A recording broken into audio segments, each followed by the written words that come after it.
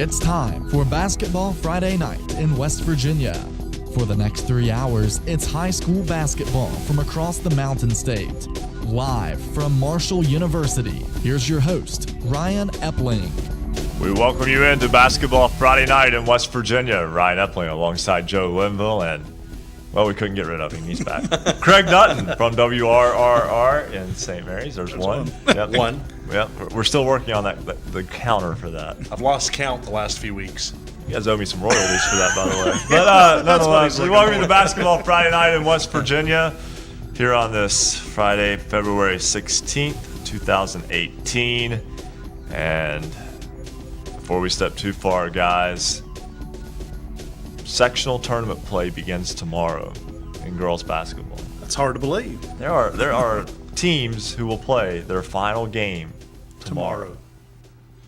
Unbelievable. It's moving quickly. Yeah. Very quickly. Yes, it just time waits for no one, right? But again, we have a full show for you tonight, as always.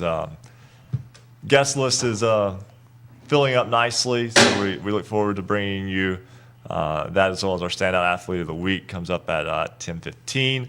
And again, scoreboard updates top and bottom of the hour. Resident referee Bo Anderson is not on hold yet. Could be at any time. You know, it took him 5 years, but he has learned to call late. Always. But we have a good time here on Basketball Friday Night in West Virginia. We will talk about the girls' postseason, also the boys' basketball games wrapping up regular season play over the course of the next week. And can't let it go too far without the elephant in the room about the let's say the work stoppages that are going on across the state and the potential for a strike from teachers. And there are 5 counties in the area around Huntington. That includes all the way up to Clay County as well. But Clay, Mason, Lincoln, Cabell, and Wayne counties were all on a work stoppage today. That meant no school, and at least in Wayne County's situation, no school, no games, no practices. No extracurricular activity of any type at the schools. Correct, and that resulted in at least one game being moved from tonight to tomorrow, that being the Scott at Wayne game, and that game has sectional seeding implications in it. And also it led to a game being moved up a day. St. Albans went to Spring Valley last night in boys basketball, a game that was originally scheduled for tonight. So a lot going on there, and so much to talk about, though, in terms of how things are going with that. But Joe, before we get too far along, too, before we do our scoreboard, I don't want to get into the politics of it. I just want to get into the fact of what happens if this strike that seems to be imminent occurs. Yeah, it keeps brewing, and you wonder, like you said, girls sectionals start tomorrow.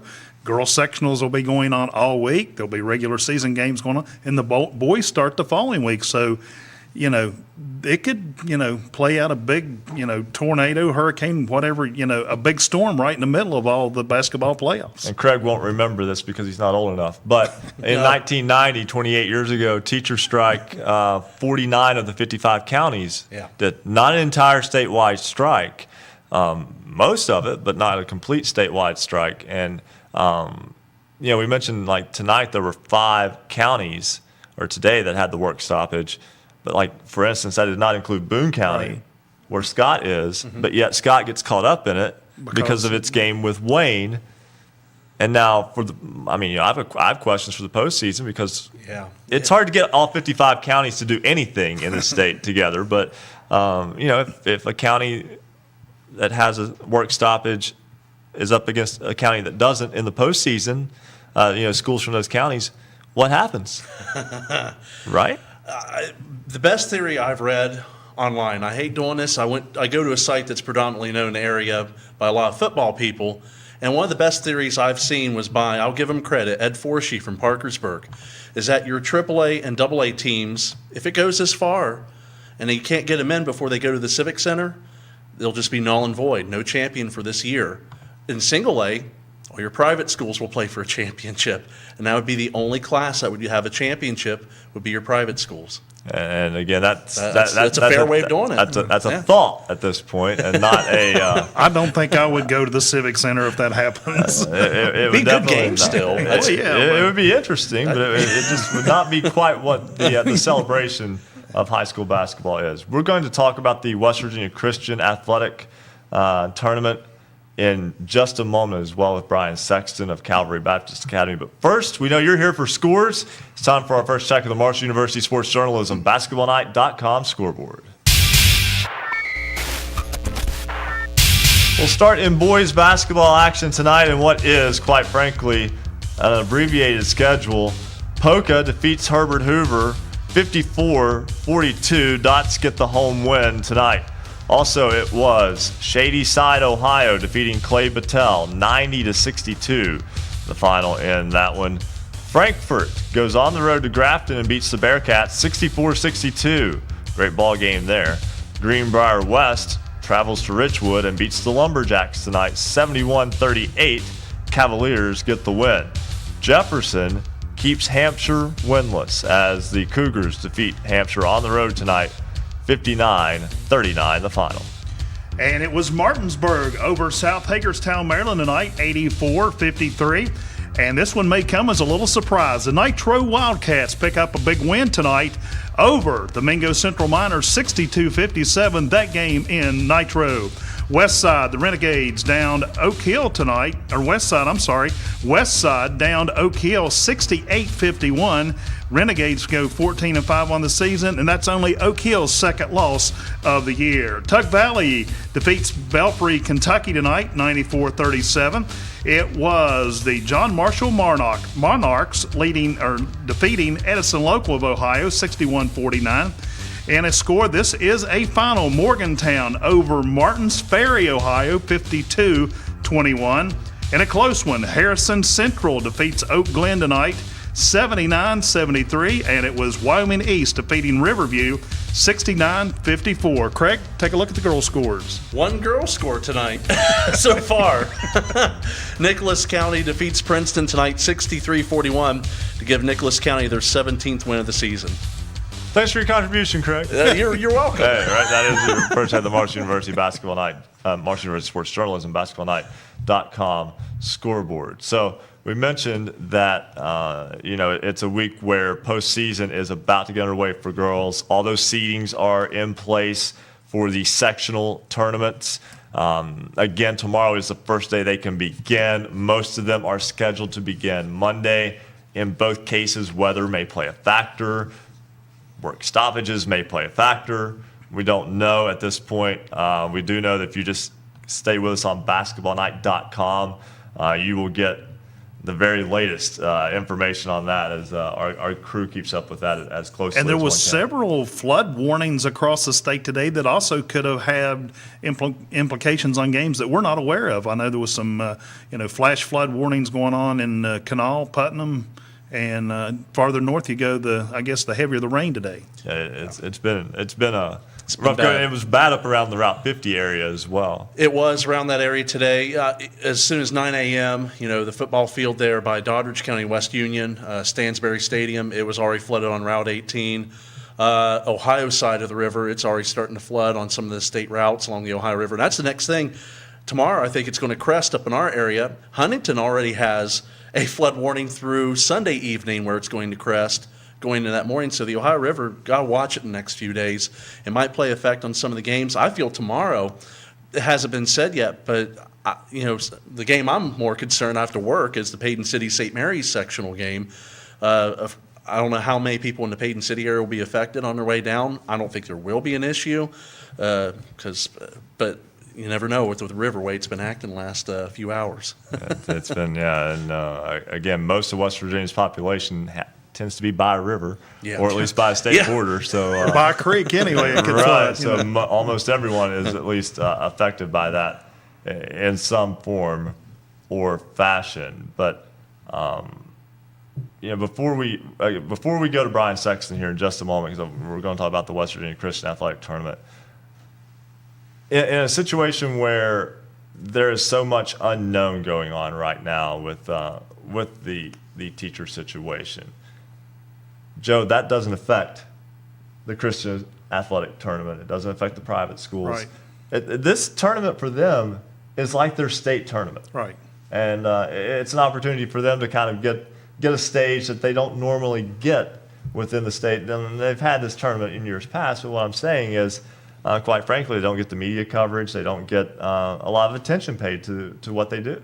And there's more and more Christian or private schools being opened across the state, and it makes you wonder, is it because of some of the issues in the public schools that are going on at these public school or these private schools are coming into existence. So, but nice venue in the middle of the state there up Summersville at the Nicholas County Armory, and just a good tournament, good opportunity for these young student athletes. Obviously, it's something that we appreciate that they get to do. Joining us now is Brian Sexton of Calvary Baptist Academy. He's a public address announcer and a broadcaster for them, and he's been at the Christian Athletic Tournament. He joins us now on the program. And Brian, what an event it is for those young men and women to play in that event in Summersville.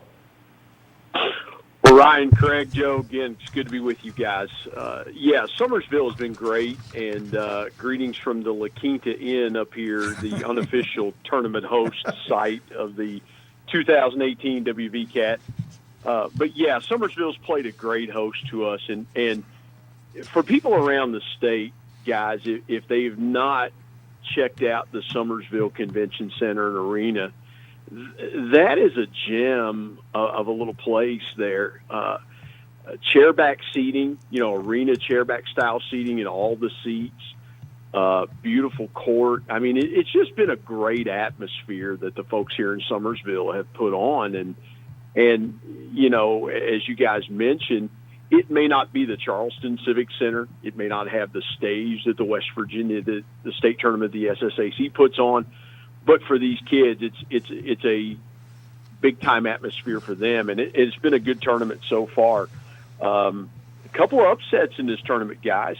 Our Calvary team got knocked off. We were the 3 seed, and we were upset last night by Wood County Christian School, who got knocked off in the semis earlier this evening by Cross Lanes Christian. And there's a really good matchup. Keep your eye on this one. Greater Beckley, who's the number 1 seed in this tournament, building a great program there. Coach Brian Helton and his staff down there doing a great job. But they were the number 1 seed and the prohibitive favorite, I should say, coming into this tournament.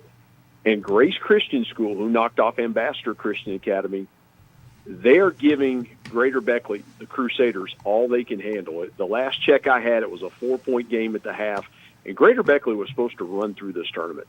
And Grace is just giving them all they want. I'll try to get you guys an update on that as soon as I can get a final. But it's been a really good tournament so far, and again, for these kids, it's just been fabulous, the atmosphere and everything. Being there from Summersville, of course, the venue location. How long has that tournament been there over the years? For the Christian Athletic Tournament. I'm sure it's been there for a number of years. Didn't it used to rotate amongst some of the schools at times, or? Well, yeah, you're exactly right, and it's funny. Just before I came on, I was having a conversation with our athletic director, Donald Pauly, and the tournament 2 years ago was held in Beckley at the Raleigh County Armory. It's moved here to Summersville. This is the second year that's been in Summersville.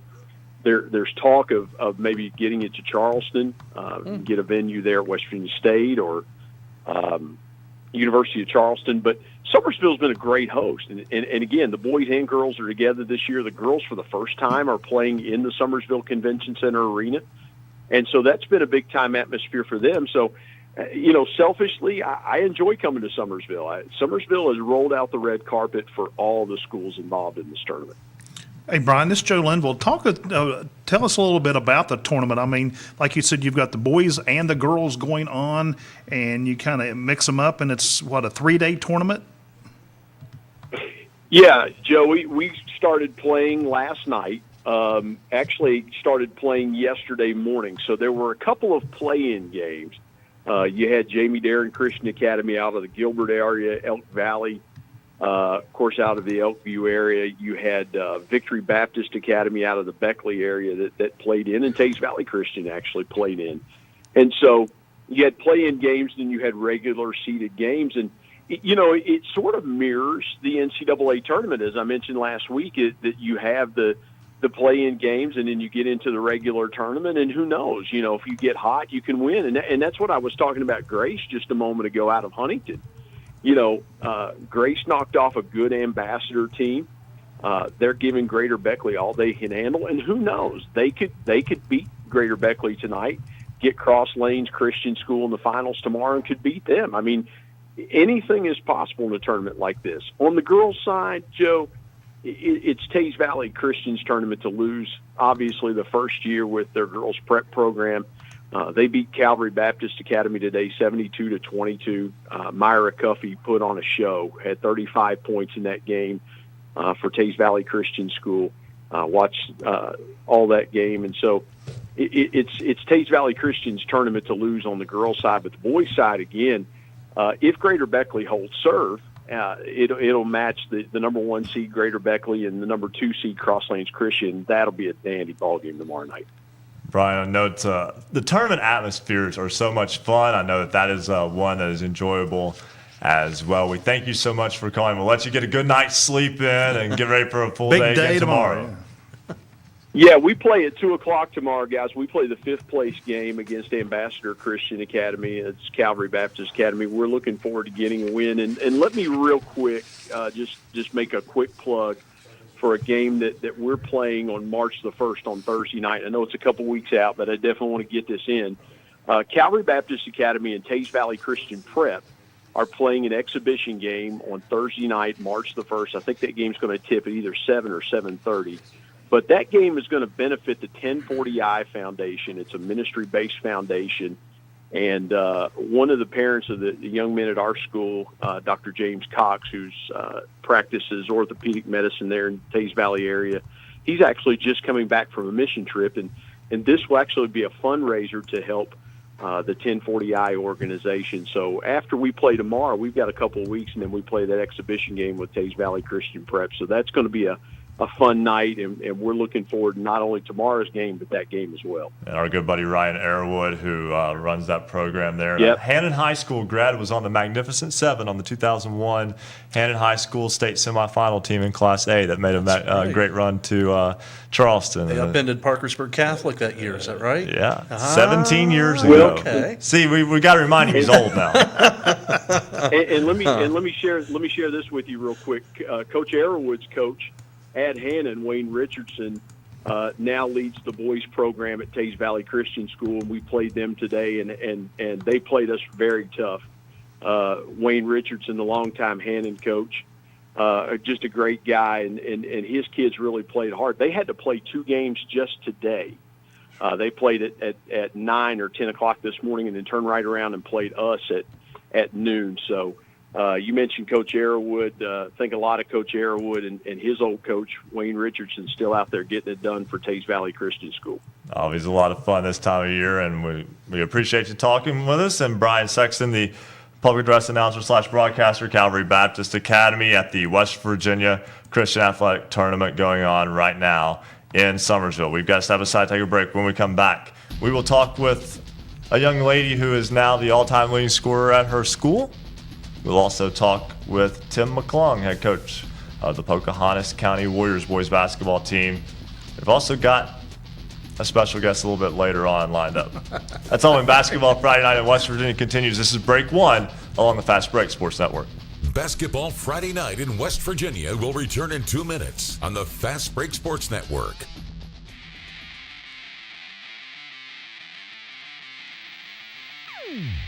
For scores online, all of them in West Virginia, visit basketballnight.com.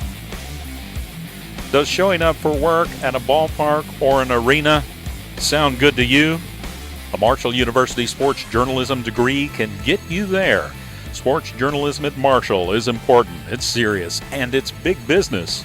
Sports media and communications careers are some of the most competitive and marketable worldwide in a multi-billion-dollar industry. We'll prepare you to think critically, report accurately and artfully, tell the stories on and off the field or court.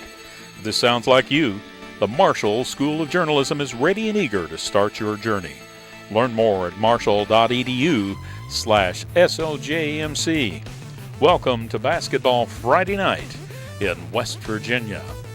Tonight you're going to meet a new Standout Athlete of the Week from Wayne. We want you to nominate your team's athletes to be the Standout Athlete of the Week. Of course, we select an athlete each week. Head over to our website, basketballnight.com, click on the Standout Athlete of the Week tab, fill out the nomination form, and of course, we'll take it from there. A shout out to some of our newest Twitter followers tonight and this week, including Michael Maddox, Mike Matthews, Karen Atkins, Uncle Ricky, Mark Martin, Chandler Funkhauser, Jeb, Noah Barker, Joe Fakay, and Marty Gibson. They're all part of the Basketball Friday Night in West Virginia family. Follow us on Twitter @hoops_roundup, @hoops_roundup. And make sure you send us your team pictures so we can feature them, like we are now, in our video stream.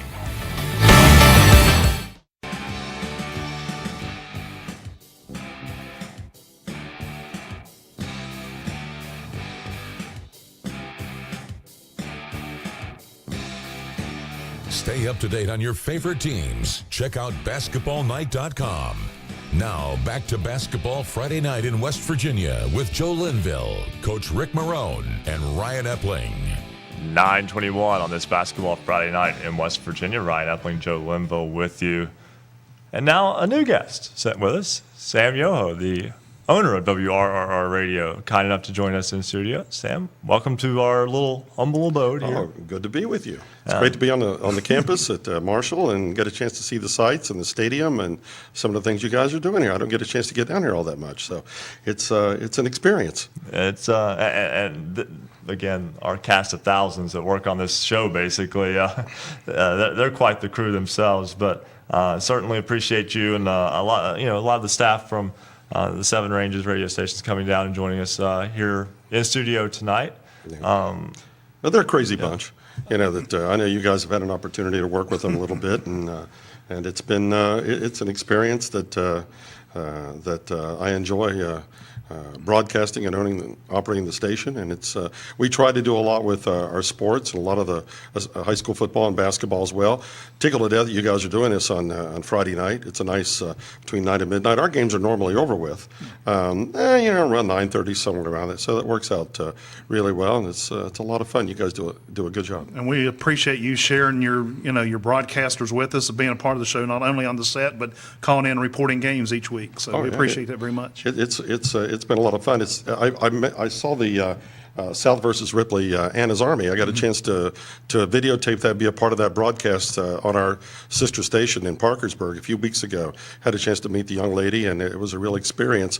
It's something I really noticed that we were playing Wheeling Park at South at the Patriot Palace, and all the kids from Park that were the players actually had the purple Anna's Army shirt on the warm-up, and everybody was together. It was a packed crowd, and when I got a chance to see what you had out there in front, I thought, well, I'd mention it because Anna, of course, did a little speech, and it worked out really well, and hopefully a lot of money was raised that night. They had everything from shirts to basketballs, so it was a good night. Absolutely, and let's turn right back to the phone lines because we'll talk with Abby Beeman in a moment.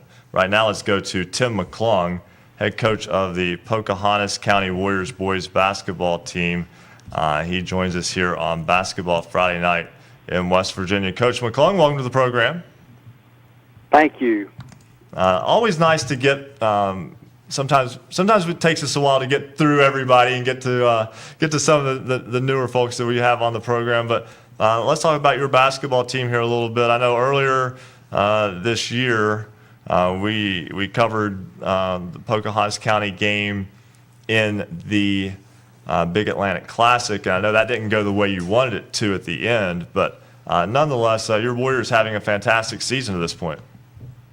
Yes, sir. We're 17-2 right now, and in reference to the game that you brought up at the Big Atlantic, we played very well against a very good basketball team in Valley Fayette, And we had the lead with, I think, about 37 seconds to go, and made a couple mistakes and got the ball game tied, and then went on and made another error and threw the ball away, and they scored to win the game by 2 points. But it was a very good game, and it was a lot of fun to coach. And like I said, they got a really nice basketball team, and so we'll probably hopefully look forward to playing them again in our section. And Coach McClung, I obviously apologize in advance for, you've lost 2 games, so of course we bring one of those up first. But 17-2 on the season, won the West Virginia Hometown Invitational Division I championship with a 73-51 victory over Van last week. So tell me about the run through the HIT tournament. Well, we started out, we went to Work County there, was our first game, and we were fortunate enough to win up there. I think we maybe won by 20 points. I'm not sure exactly what it was, but somewhere in that neighborhood. And then we played St. Mary's in Holm and had a really good game there and won that one. And then our third game was at home against East Hardy and got a victory there, I think, by about 19 points and qualified to, play in the championship game against Van, who, here again, I think has a real nice basketball team also. Down there, and we were fortunate enough to win that game. That game was close. I think they were ahead in the first quarter, 17-15, and then we were ahead at halftime by 8. They came back in the third quarter actually and went ahead by 1 point there sometime throughout the third quarter, and then I think maybe we tried to pressure them quite a bit the whole night, and maybe they got a little bit tired or wore down, and we were able to capitalize on that and went on a little run, and I think we ended up winning there, like you said, by 20 or 22 points, something of that nature. But Coach Goggins does a really good job down there, and they got a couple really nice players and a good overall team. Coach, it's Joe Linville. I want to talk about your team here just a little bit. I'll be honest, I'm a Pocahontas County fan. I love it, that part of the state. And your county is so big and so spread out in rural West Virginia. How tough is it at times, especially in the winter, to get your team together to practice, like when there's no school lets out early, and have such a successful program this year? What's the secret? Well, like you said, we are spread out. Some of these kids have to drive 40 minutes or even longer to get to the gymnasium. If they live down in the lower end of the county, they're say in Hillsborough or a little bit beyond, or over at Snowshoe, the high school's in Dunmore. So, those kids has got to travel quite a bit. And that, sometimes does make it difficult, especially if we split the gym. We only have one gym, and we split it with the girls, and one day the girls will have early practice from 3:30 to 6, and then the boys will have practice from 6 in the evening till 8 at night. So some of these kids are not getting home till 9 o'clock and having to, do their homework and try to grab a bite to eat and get ready for the next day. So they are dedicated, and, they put the effort forward, and, we do, I think we do pretty well with that, to where we can, get the kids in and get a couple hours of practice in each day. And we'll alternate the gym with the girls. And sometimes we'll have what we call a split practice, where the girls and the boys will split the gym, take half and half. So, but it is, I compliment these kids for the dedication that they put forth to come and, play in these activities. And if we travel to, just like going up there last weekend to Robert Seabird, that's a 2-hour trip for us. Beckley's 2 hours or better for us. So we have to do a lot of traveling, being here in Pocahontas County and sort of, out of the way. A couple of quick questions before we let you go. We Yes, had sir. you on the schedule to play at Tigers Valley tonight. Did that game take place? No, sir, it did not. It got canceled. Tigers Valley had a problem with their gymnasium was leaking, and so we were unable to play, and we were unable to reschedule that game. They don't have any room there next week to try to get it in before the sectional starts. So, no, we did not get that game played. And my second point, especially for your ball club, how important would it be to win the sectional and get a regional home game. You mentioned the long trips you have to make to go play road games. It's no easy trip for someone to go into Pocahontas County either. Well, you're correct. We've sort of looked at like this as an advantage for us. Knock on wood and thank God, we're undefeated last year and this year at home. We have one more home game this Thursday night, so if we're fortunate enough to win Thursday night, then we'll be undefeated at home for the last 2 years. And if we could, get a sectional championship game here at Pocahontas County and then be fortunate enough to win that and get the regional here, then that would be advantageous for us and beneficial for us. So I hope that really happens. That would be great for us. Coach Tim McClung of the 17-2 Pocahontas County Warriors boys basketball team, the head coach. Thanks so much for joining us, and we wish you the best of luck as we get settled into postseason play here shortly. Thank you. Appreciate you all having me. All right. And good luck. One thing I do want to mention before we go to break here is that Pocahontas County at 17-2 is in the same section as Valley Fayette, who is 16-1 and has that big win in the Big Atlantic Classic. So and they're a long way away from each other as well on the map. So. Yeah. Well, I got to tell you, St. Mary's, my team that I play, RR, they went down to Pocahontas County, and they're good. They're a good club, and I think they will win their section. They could win it. I think that'd be. But it is a long drive, and I had to hear about it. Believe me. Absolutely is. And Joe, we have to thank the people who make Basketball Friday Night in West Virginia possible. Yeah, Basketball Friday Night in West Virginia is made possible in part by financial support from the Dr. G. Woodson Lyceum, the Page Pitt School of Journalism and Mass Communications, and WMUL-FM here at Marshall University. We will have Abby Beeman of Frankfort High School. When we come back after the break, we'll also talk with a couple of coaches from about as far away in West Virginia as you can get from point A to point B. We'll explain that when Basketball Friday Night in West Virginia continues. This is Break 2 on the Fast Break Sports Network. Basketball Friday Night in West Virginia will return in 2 minutes on the Fast Break Sports Network.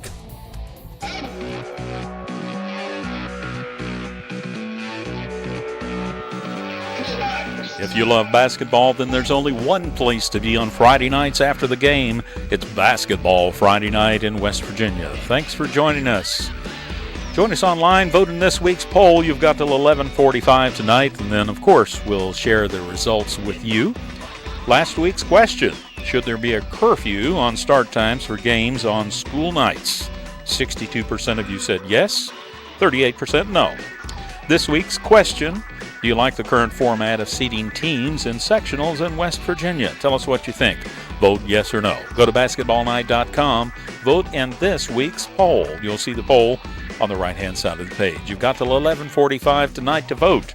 And, of course, we'll share the results at the end of the show this evening. Basketball Friday Night, West Virginia's high school basketball voice. And, of course, we're streaming video live from the studios at Marshall University. You can visit basketballnight.com for video, audio, and the Basketball Friday Night scoreboard. You can head over to our website, basketballnight.com.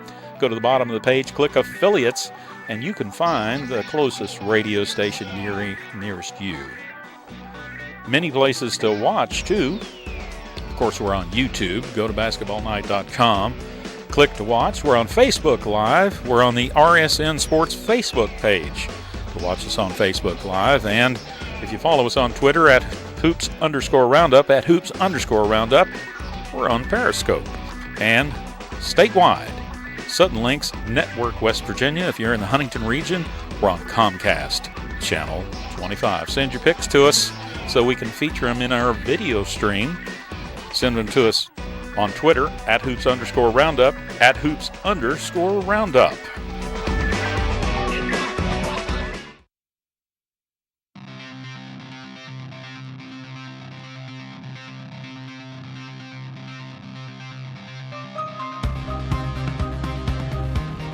This is high school basketball's home for the Mountain State. Basketball Friday Night in West Virginia on the Fast Break Sports Network. Now, back to your hosts, Joe Linville, Coach Ric Morrone, and Ryan Epling. 9:34 on Basketball Friday Night in West Virginia. Ryan Epling alongside Joe Linville. And now Scott Northcraft of WRRR with us as we just rotate him in and out here on Basketball They brought a Friday Night in West busload Virginia. down That's there. right, we did. We brought a carload. Well, we had an owner willing to pay for gas, so everybody piled in to make a trip tonight out of the office. It's always nice to get out and visit the place. Yeah, it is. It's nice to come down and, you guys are just a box to us most of the time, but it's nice to see a face with the name and the voice, of course. It's nice to be in the presence of Big Daddy here. Oh, here we go again. Well, that didn't take That was long. a setup. Yeah, I feel like I've been set up there. You were. Yeah, That's always. all Craig. Yeah, I know. Yeah, He'll pay for it, trust me. Craig doesn't know what Fiesta Wear is. He doesn't. So that's We almost died hearing that story. But Scott, first off, before, and we'll get to Abby Beeman like immediately after this, but just tell me about making the trip down here, just kind of seeing what we do, and I don't want to make this too much about us because it's about the basketball, but at the same time, you get to see how we try to present and celebrate this sport with our listeners and our audience, and just from your perspective, knowing how the business works, is there anything we need to work on? Well, no. I think you guys do a great job. You cover all of the teams that seem to be forgotten in the state, which is really nice. It's nice to see, people covering the Mid-Ohio Valley like we do, and the Eastern Panhandle, the Southern Coalfields. It's nice to see it all come together in one place instead of just kind of putting together all of the big schools. It's nice to get everybody else in there, too. Absolutely. And we just, again, this is a show that celebrates high school basketball, and somebody who's celebrating not only a great season but a fantastic career is Abby Beeman. She's a junior at Frankfort High School and is over 1,500 points for her career already, averaging 25 points per game this year. She joins us on Basketball Friday Night in West Virginia. And Abby, first off, congratulations on the new record. Thank you. Your ball club 15-7 on the season. Just tell me about how the season has gone from your perspective. Well, I think we've had a pretty good season. We played a pretty tough schedule at the beginning with teams like North Marion and Fairmont Senior, all those type of ball clubs. And then we started really gelling here at the end, and we've been on a nice win streak. I think it's like 7 or something.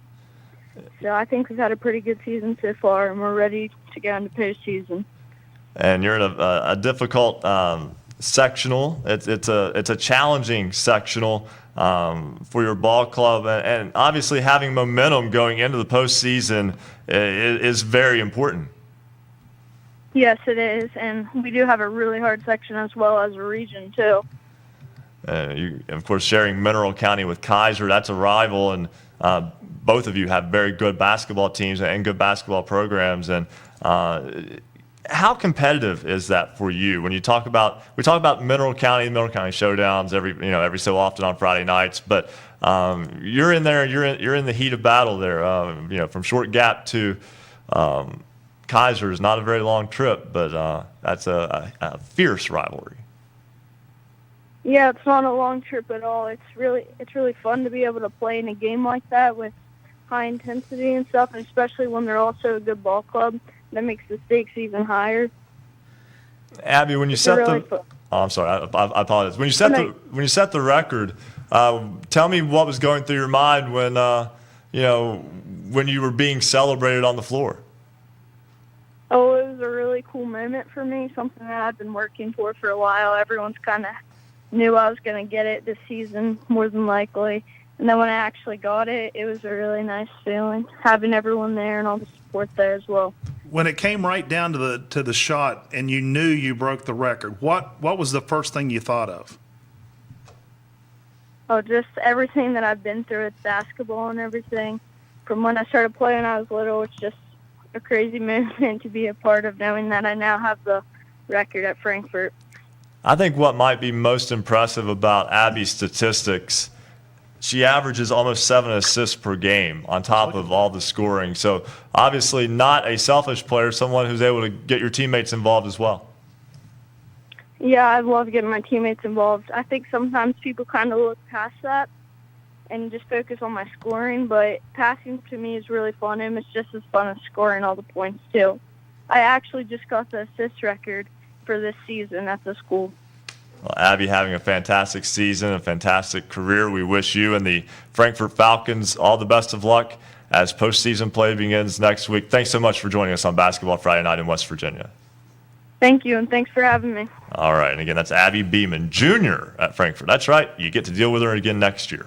And she has 5.1 steals per game on top of that. So not offensively, she's also a tough defensive player. It's tough to have that kind of record that young. Yeah, and a stat sheet stuffer. That is for sure. You don't see that very often. No, congratulations. Certainly. We definitely appreciate her taking time out to join us tonight. Okay, the jersey that sits in front of me on the set is Paw Paw High School.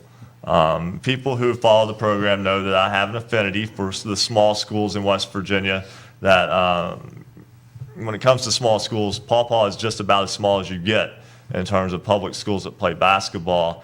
And the Pirates are 15-7 on the season, and Chris Panaris is the head coach. He joins us here on the program, and Coach, I've got to say, you've got a great support staff, because we have a Paw Paw High School jersey that was delivered down this way a couple of weeks ago, and it has a prominent place on our set.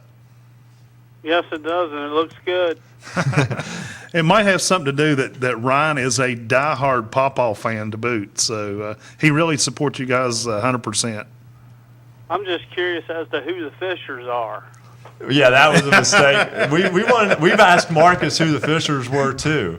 I don't know where he came up with that, but Marcus is very intelligent, and what happens is he's got so much information that sometimes things cross. Yeah, but nonetheless, you won the Hometown Invitational Division II championship last week.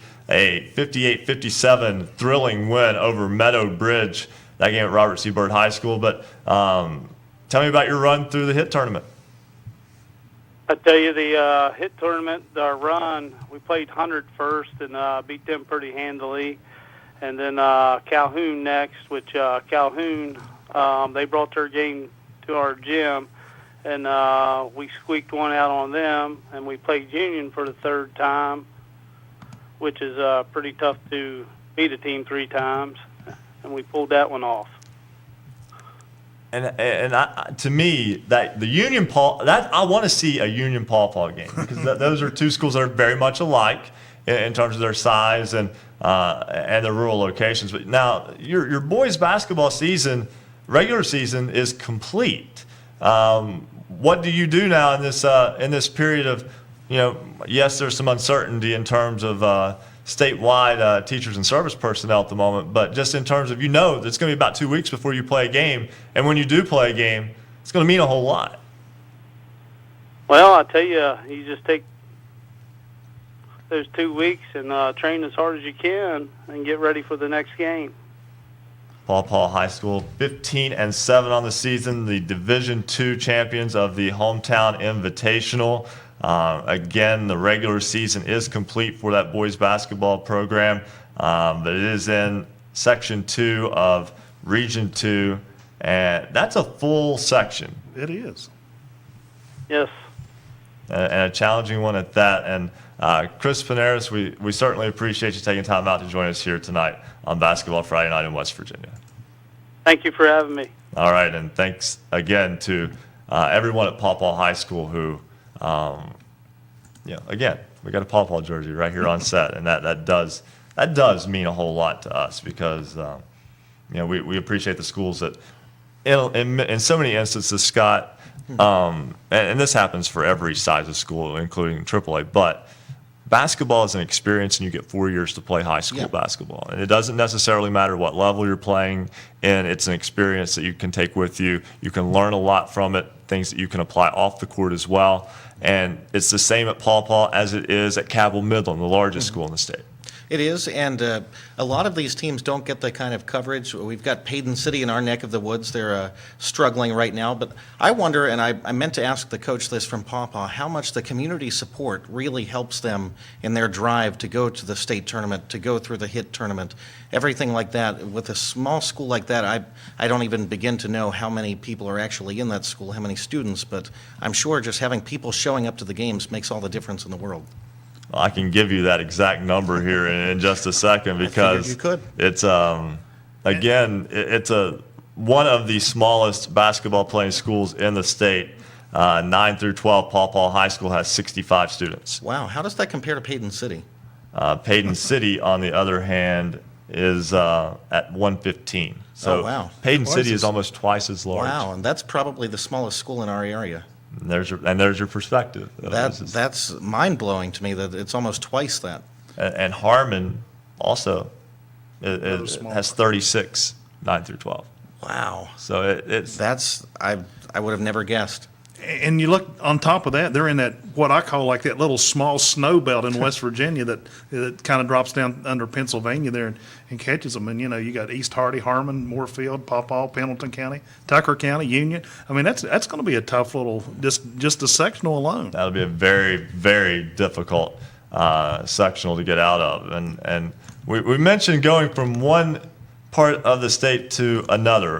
Paw Paw is located in the eastern panhandle, up right on the Potomac River, and then you go to quite frankly just a long way away from Paw Paw, and that is to Montcalm High School, which is just outside of Bluefield. It's in in Mercer County, in the far southern part of the state. And Matt Smith is the head coach of the Generals boys basketball team. He joins us now on Basketball Friday Night in West Virginia. And Coach Smith, your Montcalm basketball team, 7-7 on the season, and getting ready for a big game tomorrow at Summers County. Yes, yeah, we are, and it's going to be a good test for our boys. We played them about a week ago at home.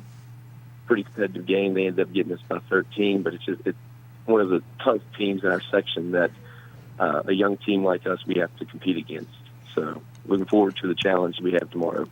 And tell me about playing teams that are within your section right at the end of the season, knowing that you have sectional tournament play beginning in a little over a week.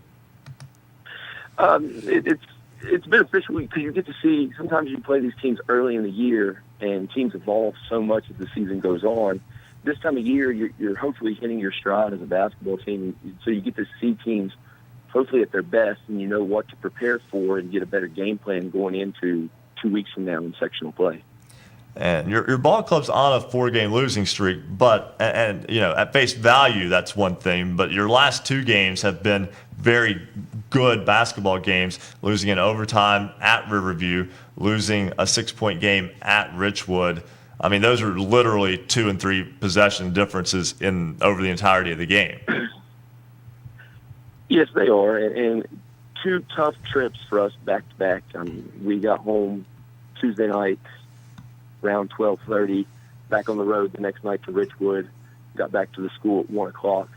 That's just asking a lot for high school kids to put in that kind of a time, stay out that late, and get up and play a game the next day. It asks a lot of them. So hopefully the next week or 2, we only have 3 more games. We can kind of rest our legs a little bit and get ready for a very tough section that we're in. Matt Smith, head coach of the Montcalm Generals boys basketball team. Once again, we thank you so much for joining us and wish you and your ball club nothing but the best. I appreciate it, and I thank you all for everything you do and having us on tonight. We appreciate you as well. Again, that's Matt Smith, head coach of the Montcalm Generals. We'll step aside, take a break. When we come back, we'll talk with Wayne High School boys basketball coach Sam Kokenauer, as his ball club not allowed to play or practice tonight. We'll explain why when Basketball Friday Night in West Virginia continues on the Fast Break Sports Network. Basketball Friday Night in West Virginia will return in 2 minutes on the Fast Break Sports Network.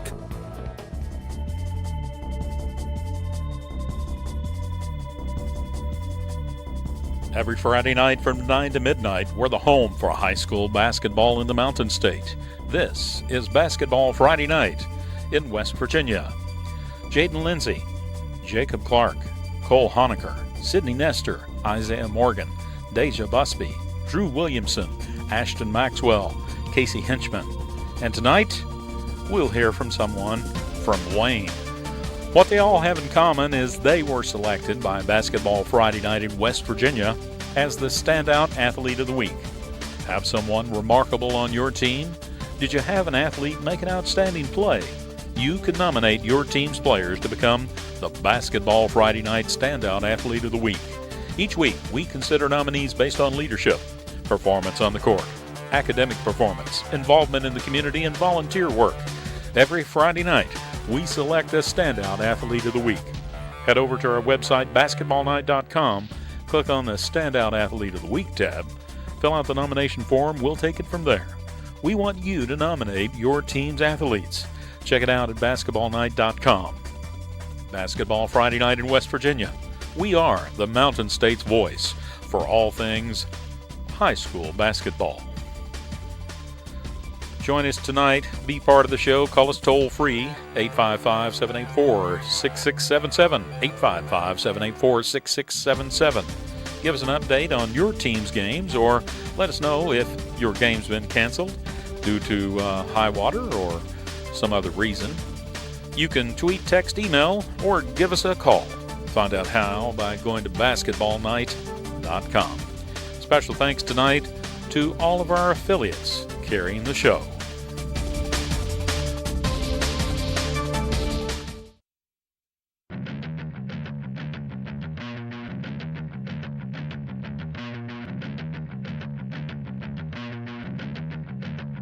Celebrating high school basketball around the Mountain State. You're listening to Basketball Friday Night in West Virginia on the Fast Break Sports Network.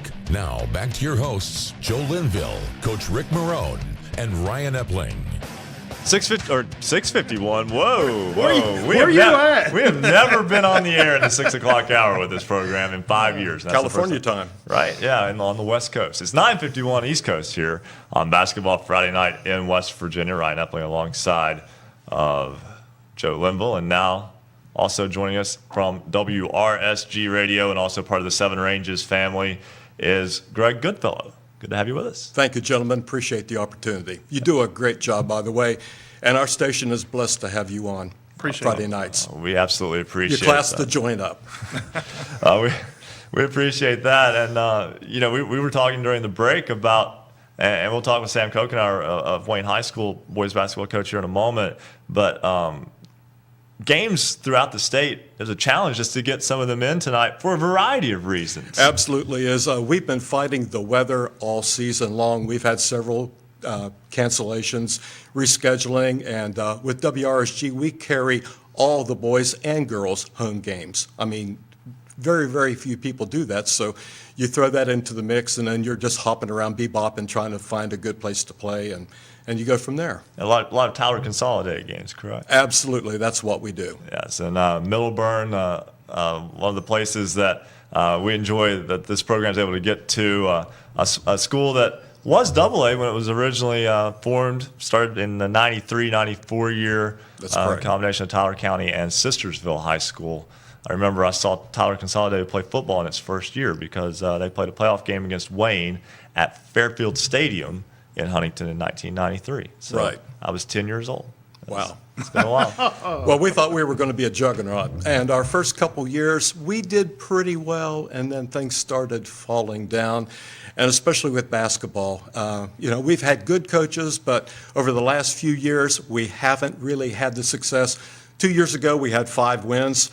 Last year we had 5 wins. This year we have 14 wins. We have Rick Leach as our head coach. Once again, he coached back in the late 90s, and then he went down to Parkersburg South, and he retired, and then he came back up, and the program's been rejuvenated. I had an official talk to me just yesterday, and he said, I've refereed a lot of games here, and we would have Magnolia, we'd have St. Mary's, and we pretty much knew we weren't going to do all that well. We were considered a laughingstock, but thank goodness, Tyler Consolidated, the sports are turning around. They all are.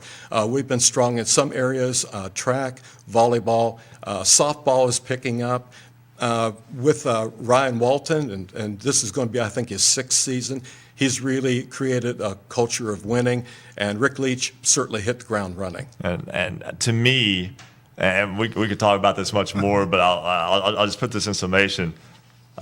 Geography can be a challenge in many cases when consolidated schools are formed and they don't build the school in either community, and they put it in the middle, and then no one's close to it. So it's tricky. Well, we still have some people fighting the war. Right, yeah, and it's 20 5 years later. Absolutely. A lot of communities have that same problem. So Yeah.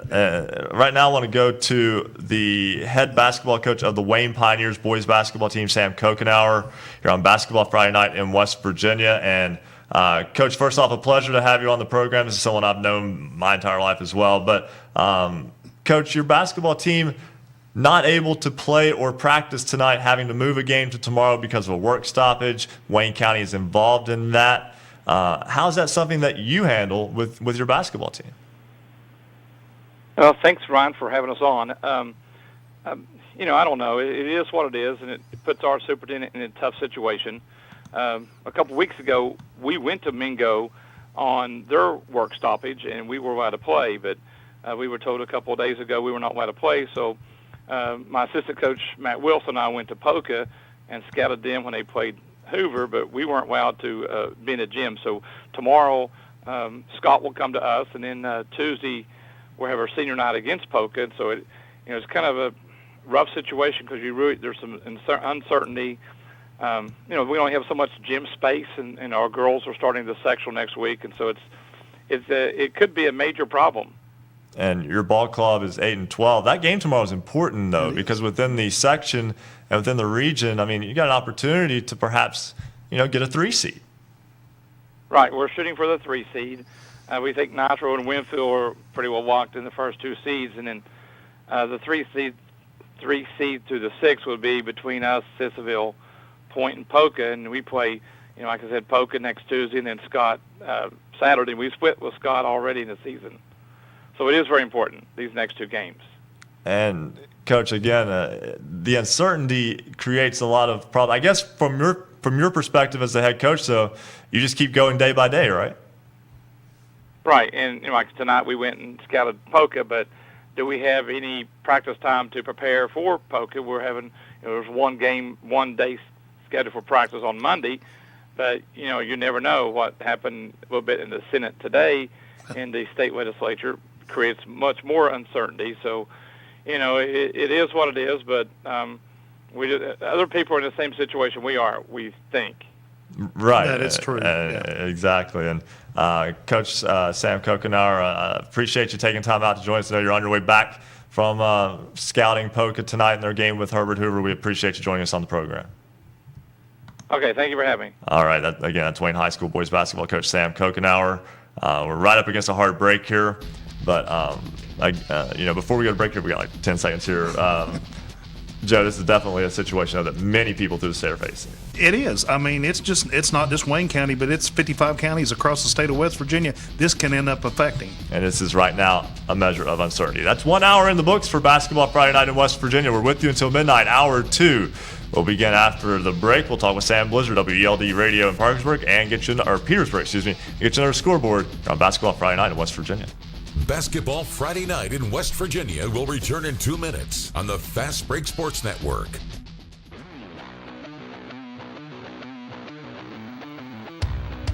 For scores online, all of them in West Virginia, visit basketballnight.com. Special thanks tonight to all of our affiliates. You can listen on great radio stations throughout the Mountain State, including 103.7 Jack FM, WQWV in Fisher, the Valley's Watchdog, 1600 AM, WKKX Wheeling, 1370 AM, WVLY Moundsville, Jackson County's home for Southern Gospel, Singing News Radio 92.5 FM, WTHM LP, Ravenswood, Ripley, Knights Radio 91.5 FM, WRSG in Middleburn, Talk Radio WRNR, Martinsburg, 740 AM, 106.5 FM, Classic Hits 106, WHFI Linside 106.7 FM, 95 The Sports Fox, WBES Charleston, 950 AM, The Voice of the Coalfields, 101.9 FM and 1290 AM, WVOW Logan, Light Rock 93R, WRRR St. Mary's 93.9 FM, The Ticket 102.3 FM, WMTD in Hinton, The Greatest Oldies of All Time 98.5 FM and 101.5 FM, WQAZ LP, Edmond, Beckley, Tune for You, Yap Radio 101.7 FM, WYP LP in Clay. and Marshall University's flagship station, The Cutting Edge, 88.1 FM, WMUL in Huntington. Cable subscribers, you can find Basketball Friday Night in West Virginia on Suddenlinks Network West Virginia. In the Huntington region, we're on Comcast Channel 25. We're on YouTube. Visit us online at basketballnight.com.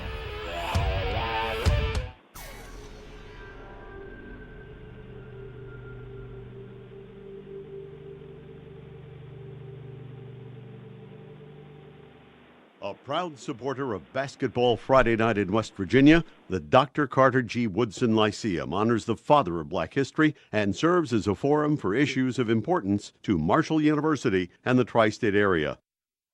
For more information about the Lyceum's major events during February, visit marshall.edu/Woodson Lyceum. That is one word, WOODSONLYCEUM, and follow its tweets about the presentation by the Librarian of Congress, Dr. Carla Hayden, on Wednesday, February 21st. The Lyceum is a joint program of the John Deaver Drinko Academy and the School of Journalism and Mass Communications at Marshall University. Welcome back to Basketball Friday Night in West Virginia. To join tonight's program, call 855-78-HOOPS. That's 855-784-6677. Follow us on Twitter at @hoops_roundup for all the scores all the time.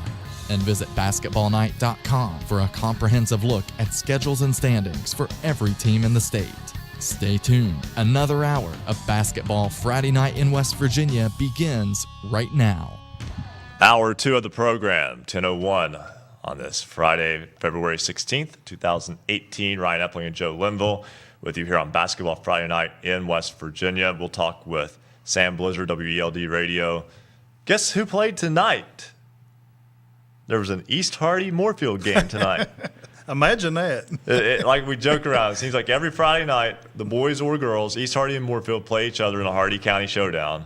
And it just again tonight. It happened again tonight, and it was a great game. And we'll have that and much more as we go on throughout the night. Of course, our standout athlete of the week comes up at 10:15. We'll talk with Matt Harper, head coach of the Midland Trail girls basketball team, in just a moment. But first, it's time for a check of the Marshall University Sports Journalism BasketballNight.com scoreboard. Hardy County showdown tonight in Baker goes to overtime in boys basketball, and it was East Hardy picking up the home win over Moorfield 63-51. We'll talk more about that game in a moment. Polka gets a win at the Dot Dome as the Dots defeat visiting Herbert Hoover tonight 54-42. Also tonight in boys high school basketball, it was Shadyside, Ohio defeating Clay Battelle 90-62. Frankfort goes to Grafton and beats the Bearcats 64-62 the final. Greenbrier West picks up a road win at Richwood 71-38. Jefferson a road winner tonight at Hampshire 59-39. Musselman picks up a road win. They travel from Inwood over to Hedgesville, from Bunker Hill to Hedgesville, and pick up the win 49-29. Hurricane gets the win at home in a showdown with rival Cabell Midland. Hurricane has several rivals there, but they're only about 6 miles apart, right. Hurricane and Cabell Midland high schools. Hurricane gets the win tonight 68-61. The Redskins even their record at 10-10. And it was the Bulldogs of Martinsburg over South Hagerstown, Maryland tonight, 84-43. Nitro Wildcats, big surprise winners tonight over the Mingo Central Miners, 62-57. The Golden Knights of Mountain View fell to the Bluefield Beavers tonight by a score of 74-61. West Side winners tonight over Oak Hill. Only Oak Hill's second loss on the season. Score, West Side 68, Red Devils 51. It was the Princeton Tigers falling to Nicholas County tonight, 71-69. Tug Valley, big winners tonight over nearby Belfry, Kentucky, 94-37. It was the John Marshall Monarchs winners tonight over Edison Local, 61-49. Morgantown, the Mohegans defeat Martins Ferry, Ohio, 52-21. And a tight one, it was Harrison Central over the Oak Glen Golden Bears, 79-73. Wyoming East picks up a win tonight over Riverview. by a score of 69-54. On the girls' side of the scoreboard, Nicholas County picks up a win over Princeton, 63-51. And in a final, it was the James Monroe Mavericks over the Shady Spring Tigers, 72-26. And that's a look at your Marshall University Sports Journalism BasketballNight.com scoreboard. Thank you very much, Joe. And yeah, I'm looking through the score list here, and something that we do our best to keep up with, but I was watching Rick Ryan from the Charleston Gazette-Mail as well. Keeping up with the MSAC and the way they do things is very difficult. I heard a little bit about that this week, the way they do things totally different, I guess, from everybody else across the state. There was a boys' fifth-place game tonight, and it was Parkersburg that defeated South Charleston 66-58. So a big thanks to our buddy Ed Forshee up in Parkersburg getting his second reference of the night for two different reasons on the program.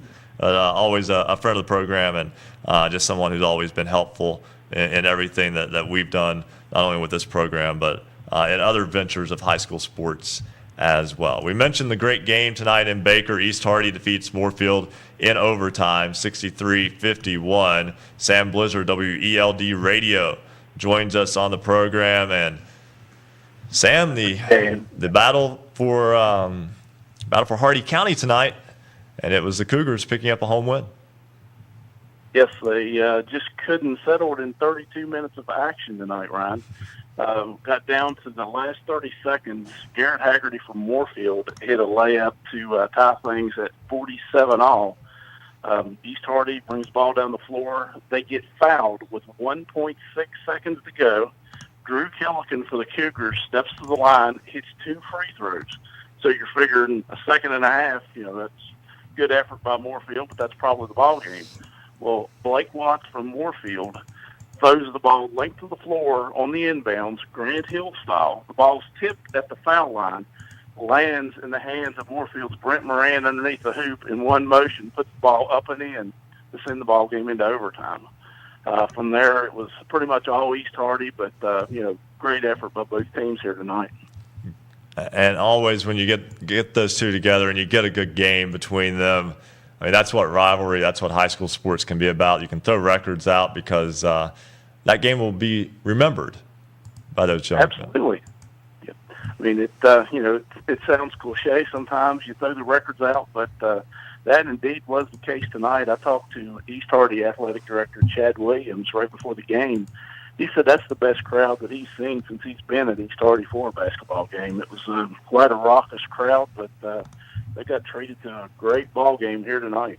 And just to give this perspective, East Hardy came into this game at 8-9. Moorfield came into this game at 4-16, and had a great crowd. That's what it's all about. Absolutely. Yeah, and actually, Coach Williams, that was one of the things he mentioned. He said, looking at this crowd, you would not know. I mean, you would think you had 2 top 10 ranked teams in the state out here playing, but quite a ball game here tonight, no doubt about it. But would not surprise me if those two square off again in the sectionals. It means just as much to them right there as anything. Now, postseason coming up in girls basketball action. I know you have your finger on the pulse of the teams up in that area as well. Looking at probably going to have some very tight games come sectional play. Absolutely. The way it looks sectional-wise, Harmon, heard you all speaking about Harmon earlier. That's my old high school. That's where I went. Harmon and Pendleton County square off for the right to take on Tucker. And East Hardy and Paw Paw will play the first-round game. Winner of that, guess who? Could be Moorfield.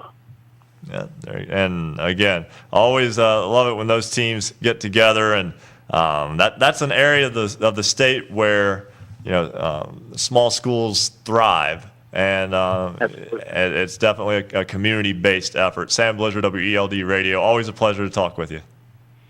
Yep, you too. Thank you, Ryan. All right, thank you so much. And Joe, just to to go on there, though. That's in an area that's not far from Paw Paw, not Right. far from those types of schools. That's that rural section of West Virginia that's kind of all spread out population-wise. Yeah, so. and Tucker County's the favorite coming out of there on the girls' side. But again, that's a rural school as well. Those are schools that, when it comes to their sectional tournament play, that's about as pure as it gets for them because, they're in an area that there aren't any private schools. They're all very much the same size, the same build. They're those small community type Right. schools. Right. So you don't have a school that really stands up and above and is predominant. Again, Tucker County, probably the most recognized program there, and rightfully so. But that's because of years of being established. But then getting out of the section, you've got, just in that region, you've got Clay Patel, Doddridge County, Gilmer County, Notre Dame, South Harrison, Trinity Christian, Tigard's Valley. That's a big area spread out, like you said, across that section of the state. Well, 8-team section also. Yeah. You consider some AAA regions don't have 8 teams, Yeah. and that section has 8 teams. And just the way it works out, again, that's one of our favorite areas to talk about in terms of high school basketball. And who else is having a great season is the girls basketball team at Midland Trail. They are 14-8 as the Patriots get ready for postseason play. Head coach Matt Harper joins us now here on Basketball Friday Night in West Virginia. And Coach, your ball club, from at least all appearances, ready to go for sectional tournament play.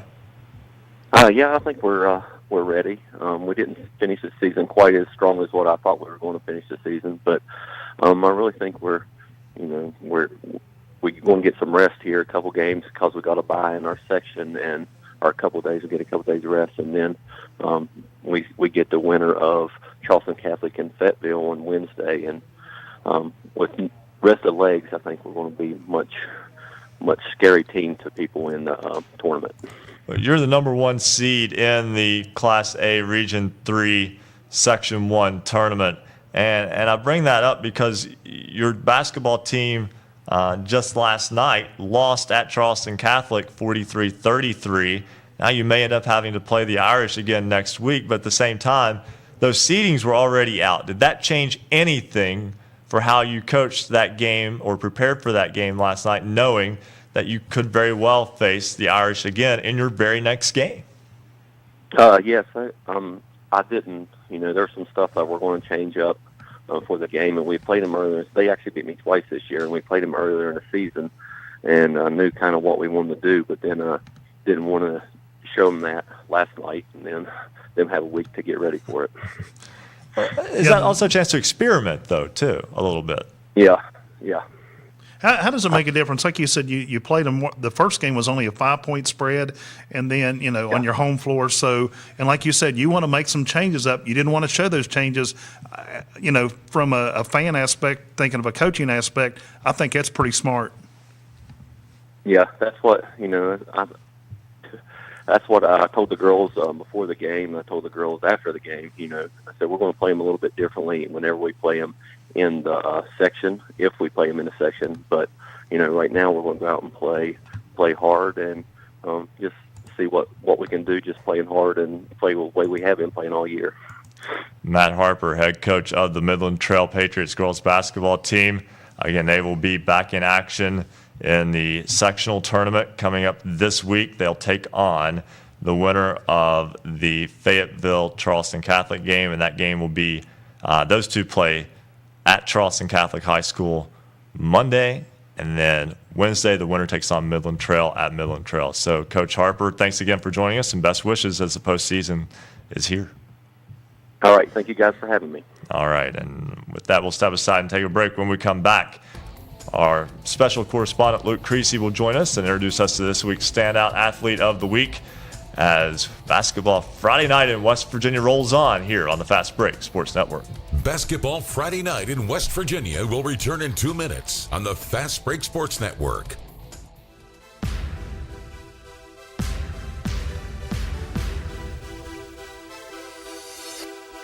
For scores online, all of them in West Virginia, visit basketballnight.com.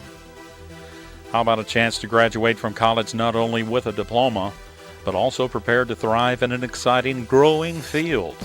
The Marshall University Sports Journalism program might just be for you.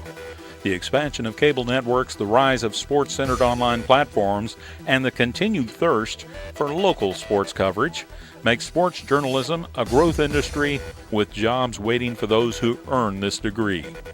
Your passion, curiosity, and charisma, coupled with Marshall University Sports Journalism training, will equip you for success in a multi-billion-dollar global industry. So bring your abilities and the desire to be the eyes, ears, and life of the game to our Huntington campus to learn the art of sports storytelling while covering the Thundering Herd. We'll teach you how to go beyond the scores and statistics to tell compelling stories and accurately report breaking news across multiple media platforms. Marshall University's W. Page Pitt School of Journalism and Mass Communications is ready and eager to help you start your sports journalism career. Learn more about the exciting possibilities by visiting marshall.edu/SOJMC. Don't forget to join us online tonight. Vote in this week's poll. This week's question: do you like the current format of seeding teams in sectionals in West Virginia? Tell us what you think. Vote yes or no. Go to basketballnight.com. Vote in this week's poll. You'll see the poll on the right-hand side of the page. You've got till 11:45 tonight to vote. And, of course, we'll share the results at the end of the show this evening. Shout out to our newest Twitter follower tonight, Braden Hornsby.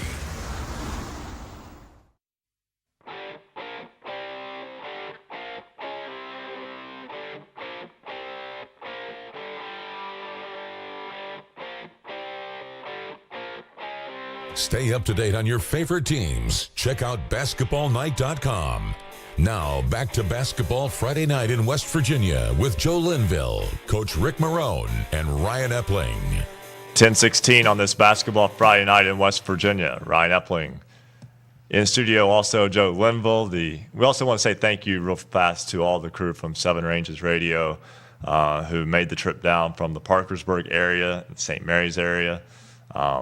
It's just a pleasure to have all those guys join us here tonight and kind of get a chance to see what we do here. And we appreciate all their support. And, they jumped on and started airing this program very early on as one of our great affiliates. And we want to say also thank you to all of our affiliates who have believed in us to bring you 3 hours of live high school basketball programming each Friday night through the season.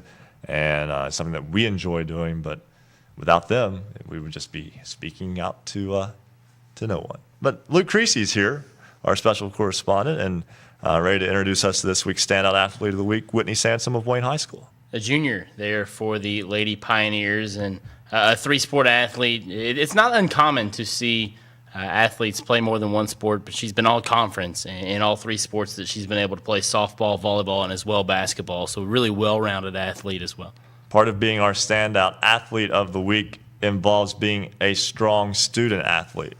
Absolutely, and she's actually part of the biomedical science program there at Wayne High School. It's a pilot kind of curriculum. There's the first one in the state. What they essentially do is they get a theoretical medical case, and they spend all semester being able to research that and being able to diagnose a medical case at the end of it. So it really gives you a base of the medical field before maybe some of these students go into college and maybe major inside the medical field. So it's a really cool base program that introduces high school students to that whole curriculum. And now Luke will introduce us to our Standout Athlete of the Week, Whitney Sansom of Wayne High School.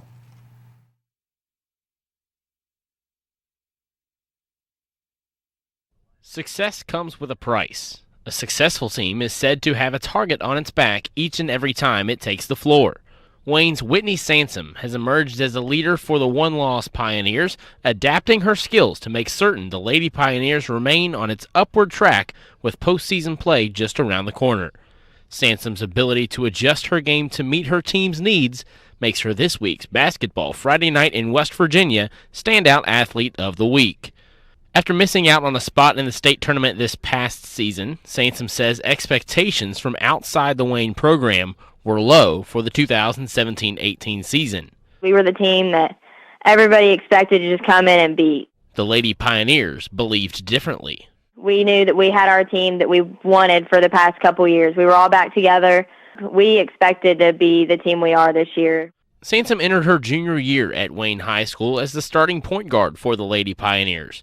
But for her team to earn another berth in March, her personal statistics have to take a back seat for the betterment of the team's chances for success. I don't really worry about how many points I have really on the board because the score matters at the end of the game, not how many points you have. But really, my thing is defense. Defense wins games, and that's what's going to get you far is you have that solid lockdown defense, the other team's not going to score. Her father, Scott, says each year his daughter continually adapts her game in order to put the team in the best possible position. Combined with the strides she has made with her defense, Sansom's scoring average has also edged up to 8 points per game. Seems like every year I see a little bit of development from the year before. I see improvement, and like I said, she works hard at what she does. Everything she does, she wants everything to be perfect. It's made me proud to watch how she's developed over time and for the role that she's taken on with the team this year. The Lady Pioneers sport a program record 21 victories entering sectional play. Sansom said the team's ultimate goal, a state championship, is well within its reach. However, the path to that coveted state championship will be rough due to having overcome each opponent's best effort to upset Wayne. I think everybody kind of has that thing that's like, well, I mean, they've made it this far, so if we spoil that for them, then it's going to be a crush. So we go to away games, we can feel the intensity of the other teams like they want to beat us. All we got to do is push through it and play game by game. Sansom says the thought of bringing a state championship back home may be familiar to Wayne's football squads, but will be uncharted waters for this girls' basketball program. We talk about it all the time, and it almost brings goosebumps because I don't think a Wayne High School team has ever really experienced that. Sansom and her Lady Pioneers enter sectional play as the top seed in Region 4, Section 1. Having won 20 straight games certainly makes Wayne a bigger target than it ever has been in its program's history. For Basketball Friday Night in West Virginia, I'm Special Correspondent Luke Creasy. Thank you very much, Luke, and we will have Whitney Sansom on the program a little bit later on tonight. But speaking of postseason, I said something that was incorrect earlier, and I want to correct myself. You made a mistake? Well, I made two mistakes. Oh. The first one was thinking I'd made a mistake. No, I'm playing. I've always let that alone. But we mentioned that postseason play was starting. Postseason play has started. It has. There's already a girls' sectional game that has been played. And that game was tonight. It was in Class AA, Region 3. And James Monroe beat Shady Springs 72-26. So James Monroe will take on Bluefield in a game that will be played at Bluefield State College, and that is scheduled for Tuesday night. I wonder why they scheduled tonight, because there's only 4 schools in that section. That's a good question. You could have held that until tomorrow, or you could have played that, right. Played Monday, Wednesday, Friday, such as most schools do. But then again, perhaps gym availability.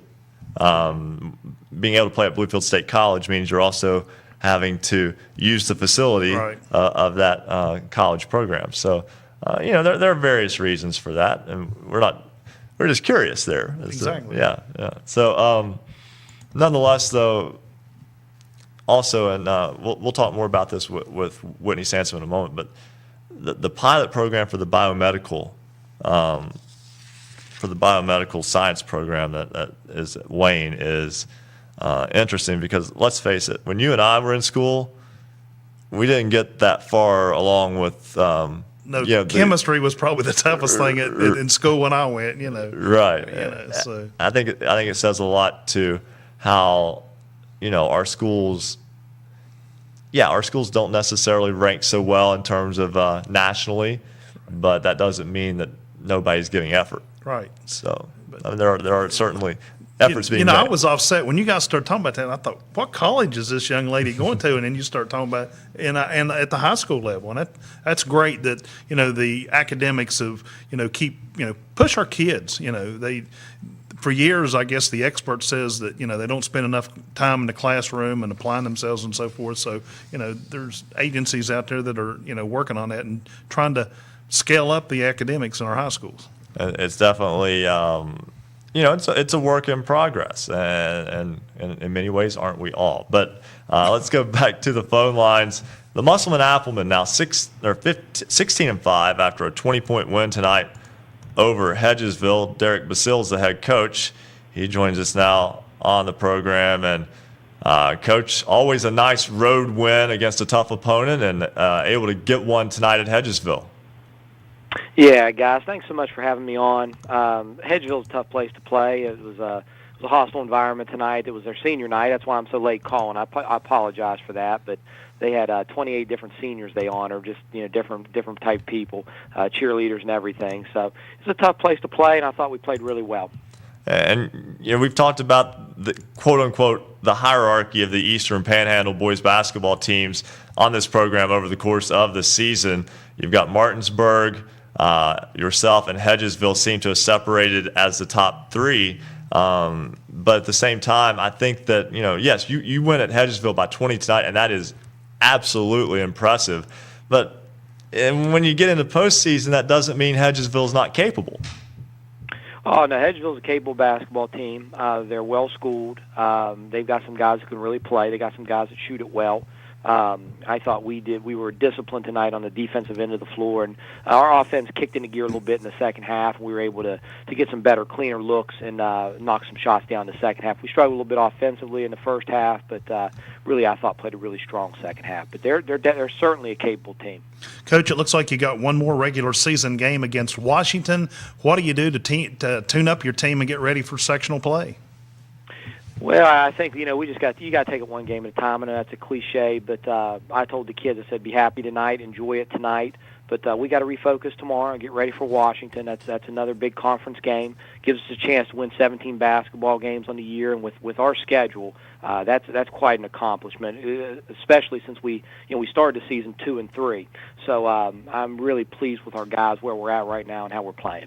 Well, Coach, your team split with Martinsburg, and that can be tricky when it comes to kind of leveling out the postseason seedings in Region 2, Section 1, because again with that split, the one seed. Obviously, that's what you would want, but how much would that mean? Is it a situation where it really feels different to you between the 1 and the 2 seed? Well, I think it does. The nice thing about having the 1 seed, if you're able to advance at the first round, you would get the championship game at home, and I think that's a big deal. Any of those places going on the road, either to Hedgesville or to Martinsburg, they're tough places to play on the road.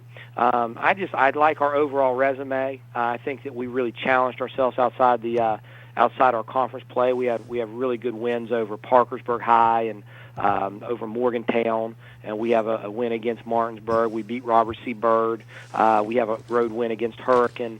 So I think we really challenged ourselves, and I think that's really paid dividends late in the year for us. Well, Coach, your ball club getting ready for postseason play. The Applemen again with a game, at Washington next week ahead of the postseason. And just quickly to clarify, that sectional includes Hedgesville, Martinsburg, Musselman, and Spring Mills. So that'd be a challenging sectional nonetheless. And Coach Derek Basil of the Musselman boys basketball team, thanks so much for joining us tonight. Thank you, guys. Thank you for having me. I appreciate it. All right. And Joe, he made his case there for a 1 seed. Yes, it does matter. But at the same time, I think just from an outsider's perspective, I don't know that you can go wrong there. You could kind of coin flip, and you can make a strong argument either for Martinsburg or for Musselman as the 1 seed in that section. And I don't think anybody would look at you and say, no, you're wrong. I think you can make a strong case for both. Absolutely, especially when you split during the regular season. But, and all those teams up there, they know each other. They've all played each other, throughout the season. So, they know what to expect, and they know what to do to get ready for the sectional play coming up next week. I think those are very good basketball teams as well. And, again, don't count Hedgesville out. That's Never right. count Hedgesville out. Never count anybody out at this time of the year as far as that goes. Hey, I reference it many times before, and I'll reference it one more time. I remember a 2-win Gilbert team in the 98-99 season going to Baileysville, who was ranked number 1 in Class A, and knocking the Rough Riders out. And it can happen. It can happen any given night. We're going to step aside, take a break. When we come back, we'll get you another scoreboard update. And we'll talk with Jared Robertson, assistant coach at Greenbrier West. We'll also talk with Wes McKinney, WAEY in Princeton. The Tigers took on Nicholas County tonight. That's all. It's Basketball Friday Night in West Virginia rolls on halfway through here on the Fast Break Sports Network. Basketball Friday Night in West Virginia will return in 2 minutes on the Fast Break Sports Network.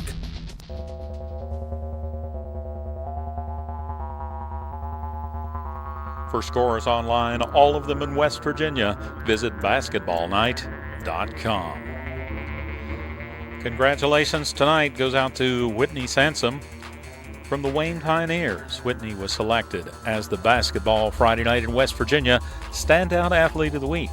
You'll hear from her later tonight. Have someone remarkable on your team? Did you have an athlete make an outstanding play? You can nominate your team's players to become the Basketball Friday Night Standout Athlete of the Week. Each week we consider nominees based on leadership, performance on the court, academic performance, involvement in the community, and volunteer work. Every Friday night we select a Standout Athlete of the Week. Head over to our website, basketballnight.com, click on the Standout Athlete of the Week tab, fill out the nomination form, we'll take it from there. We want you to nominate your team's athletes. Check it out at basketballnight.com. Basketball Friday Night in West Virginia, the Mountain State's voice for all things high school basketball. Don't forget to join us online, vote in this week's poll. This week's question, do you like the current format of seeding teams in sectionals in West Virginia? Tell us what you think, yes or no. Go to basketballnight.com, vote in this week's poll. You'll see the poll on the right-hand side of the page. You got till 11:45 tonight to vote, and of course, we'll share the votes, all your votes, at the end of the show this evening.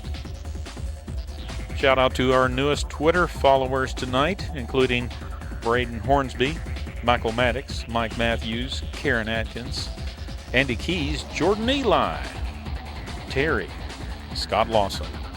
They're all part of Basketball Friday Night in West Virginia. Join us on Twitter at @hoops_roundup, at @hoops_roundup.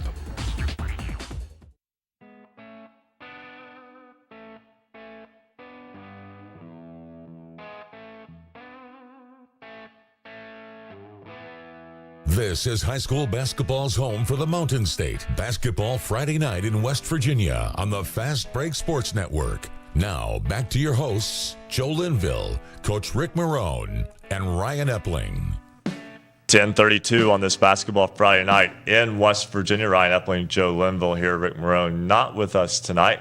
Coach Morrone, though, has an interesting situation, too. We've talked about the work stoppage in Wayne County, not allowed to play, not allowed to practice.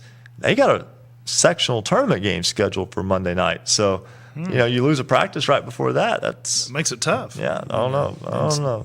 Especially for coaches that want to install changes, something new into their game plan, to put a crinkle into it makes it tough. Yeah, and we do want to thank those people who make this show possible, in part with financial support from the Dr. Carter G. Woodson Lyceum, the W. Page Pitt School of Journalism and Mass Communications, and WMUL FM, all part of Basketball Friday Night in West Virginia. We'll talk in just a moment with Jared Robertson, the assistant coach of Greenbrier West, the boys basketball team there. We'll also talk with Wes McKinney, WAEY in Princeton. He saw a high-scoring affair from a young man tonight. We'll talk about that in more detail in a moment. But first, it's time for a check of the Marshall University Sports Journalism BasketballNight.com scoreboard. Joe, I'll give you the honors of leading off. All right. From the boys' side of the scoreboard, in the Eastern Panhandle, it was East Hardy downing Moorfield. That game went to overtime, 63-51. Herbert Hoover falls to the Polka Dots tonight, 54-42. It was Parkersburg, the Big Reds, over South Charleston tonight, 66-58. In a battle up in the northern part of the state, Shady Spring, Ohio, downs Clay Battelle. The Seabees fall 90-62. It was the Grafton Bearcats in a tight one, but they fall to Frankfort 64-62. Greenbrier West picks up a win tonight over the Richwood Lumberjacks 71-39. 38. It was the Cougars of Jefferson picking up a win over Hampshire, 59-39. Musselman in that game we was just talking about. Musselman picked up a win over Hedgesville, 49-29. It was Hurricane, the Redskins, down the Cabell Midland Knights tonight, 68-61. Also tonight in boys high school basketball, Southern Garrett, Maryland defeats Kaiser 70-42. It was Martinsburg, a victory tonight over South Hagerstown, Maryland. Bulldogs go on the road and get the win, 84-43. Nitro, this one will be a one that will catch the attention of some people. The Wildcats are 18-3 after defeating Mingo Central tonight, 62-57 at Alumni Gym in Nitro. Bluefield goes to 15-5 as the Beavers defeat Mountain View 74-61 at Brush Fork Armory tonight. Westside goes on the road and hands Oak Hill just its second loss of the year. The Renegades 14-5 after a 68-51 road victory over Oak Hill. It was Nicholas County defeating Princeton 71-69. Luke LaRose 41 points in the win tonight for the Grizzlies. Tug Valley defeats Belfry, Kentucky 94-37, the final in that one. Panthers run away with the win in Naugatuck. Also tonight in Moundsville, John Marshall defeats Edison Local, Ohio 61-49. Do want to mention that the Ohio River has crested above flood stage in Moundsville, so be careful up there. Also tonight, Morgantown defeats the Purple Riders of Martins Ferry, Ohio 52-21. It was Harrison Central, Ohio, a 79-73 winner over Oak Glen. Wyoming East went to Bradshaw tonight and defeated Riverview 69-54. Girls action tonight. One game that was a final, that was a sectional tournament game, Class AA Region 3 Section 2. James Monroe defeats Shady Springs 72-26. And in a regular season game tonight, Nicholas County defeats Princeton 63-41. That is a check of your Marshall University Sports Journalism BasketballNight.com scoreboard. You know, you said something that is a rarity, a regular season game and a sectional game on the same night. And I do want to mention in advance, too, when we release the BasketballNight.com power ratings a little bit later on in the program, we are actually holding the latest girls ratings because you have a mixture of tournament and regular season games going on today and tomorrow. So our final girls power ratings will be released on Sunday, but we will have our boys power ratings coming up at about 11:30 tonight. Yeah, Dr. Constantino has some work to do. So. Yeah, he's sorting them out, doing the algorithm and coming up with that tonight. And again, such a season where right now a lot of uncertainty again with what's going on with the state employee situation was. I want to talk about a game that you did mention. It kind of a surprise was the Nitro Mingo Central game. You know, like you said, Nitro now 17-3.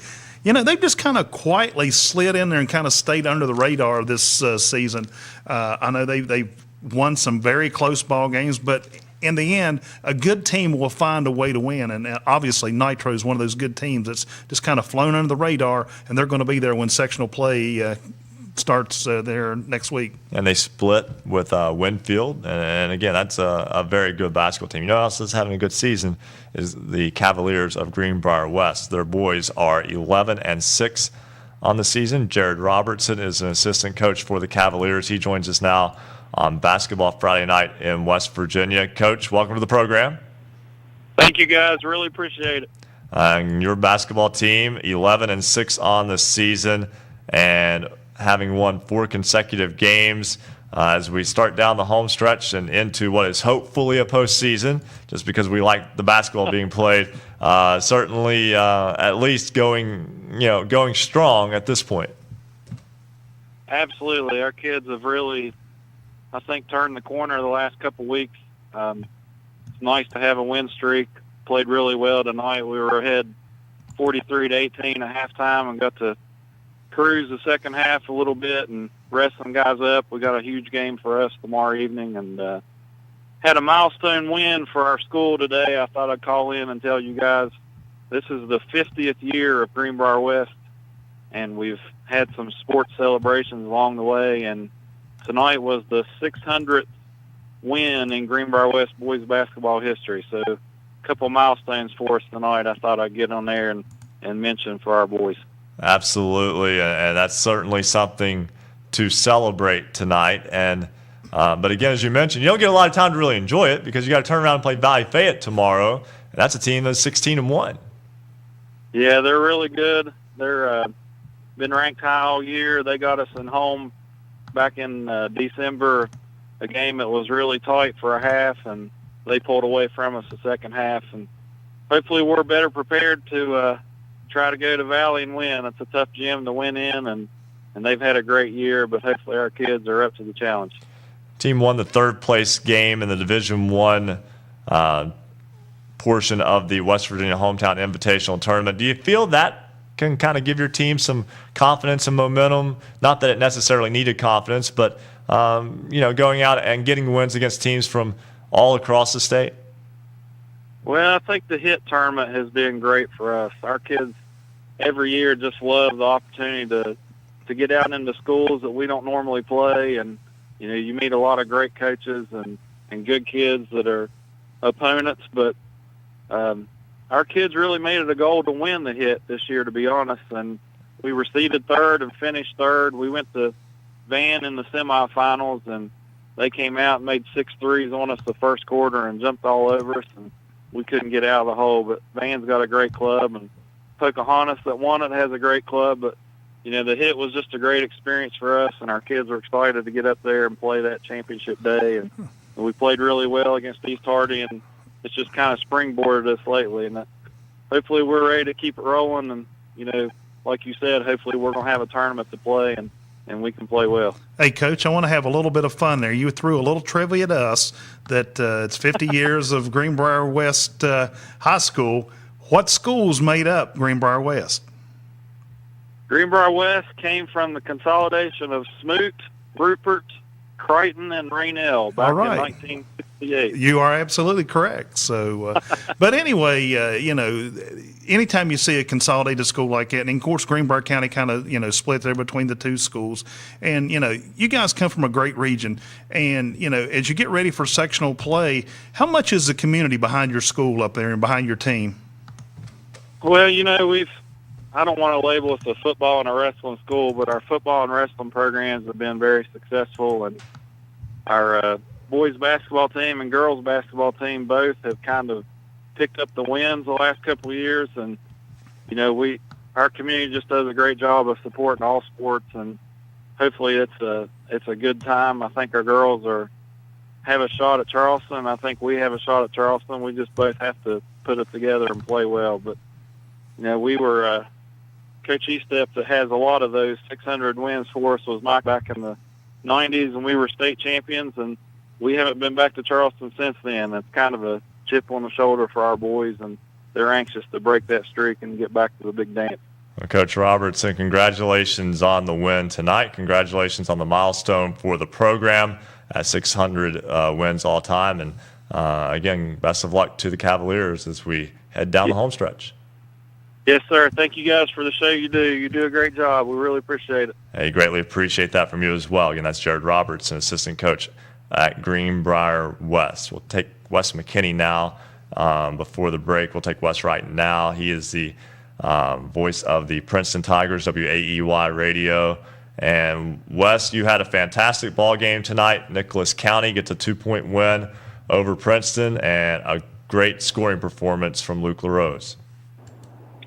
Guys, at the high school level, I've not seen anything like this, and I promise you this is the cold, hard truth. I've not seen anything like I saw tonight since 2014, whenever John Elmore lit Princeton up for 36 at GW. Luke LaRose is so good. He can score from all three levels. And guys, at one point tonight, I used the term on air. You guys know the old video game NBA Jam. Oh, yeah. That's what Luke LaRose was. He was NBA Jam hot tonight. Like the ball was on fire at one point coming out of his hands. He was just incredible. 22 points in the first half, 19 in the second half. Wasn't it didn't feel like he was as hot in the second half, mainly because he did a lot of his damage at the free throw line in the second half.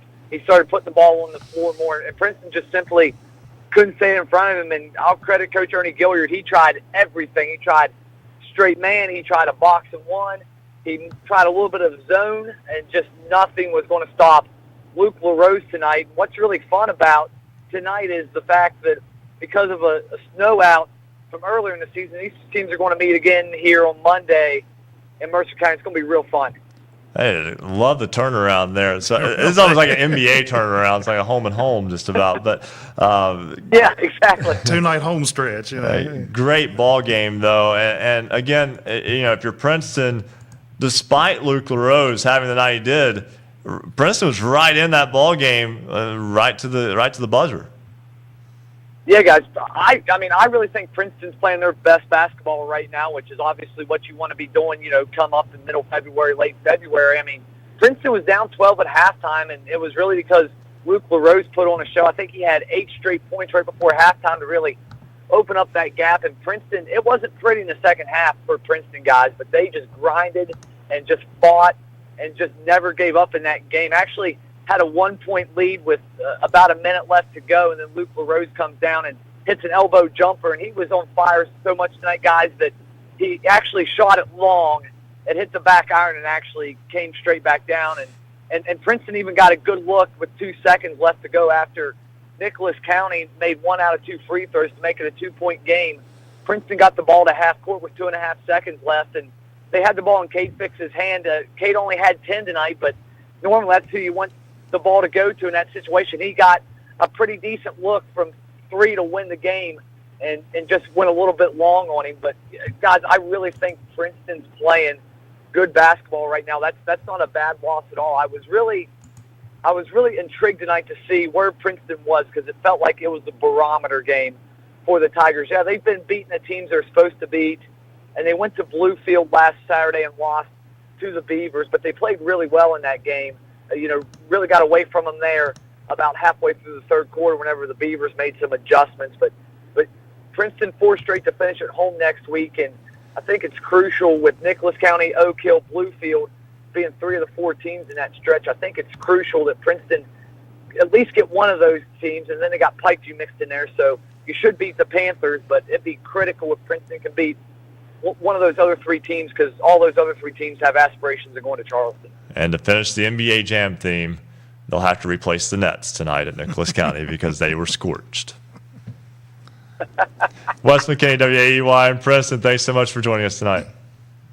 Thanks, guys. We'll talk to you next week. All right, sounds good. Again, that's Wes McKinney as Princeton falls on the road tonight, 71-69 to Nicholas County. We're going to step aside, take a break. When we come back, we will have our standout athlete of the week, Whitney Sansom from Wayne, as basketball Friday night in West Virginia rolls on here on the Fast Break Sports Network. Basketball Friday night in West Virginia will return in 2 minutes on the Fast Break Sports Network.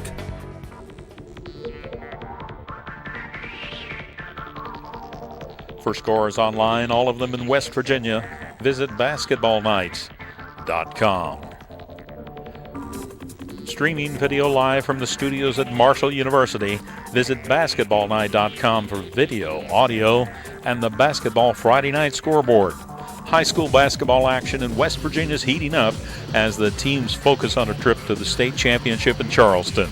Stay up to date with your local team and its progress all season long with Basketball Friday Night in West Virginia for 3 hours every Friday night from 9 to midnight. Listen online or on great radio stations throughout the Mountain State. Hear sports writers, broadcasters, coaches, players, and your calls recapping your team's game. Visit basketballnight.com for more details on how you can become part of the show. Follow us on Twitter at @hoops_roundup, @hoops_roundup. Thanks to everyone tonight that's called, sent text, tweets, emails, and even all you guys that visited the studios tonight. We appreciate you being part of the show and helping us cover all high school basketball throughout West Virginia. Join us on the phone tonight. Share your team's game. Call us toll free, 855-784-6677, 855-784-6677. Follow us on Twitter at @hoops_roundup, @hoops_roundup. You can text the show 304-249-4924. 304-249-4924. That's where you can text your scores and stats. Go to our website, check out the scoreboard, and also don't forget to check out all the girls' sectional brackets. It's all there for you at our website, basketballnight.com. Shout out to Braden Hornsby, Michael Maddox, our newest Twitter followers.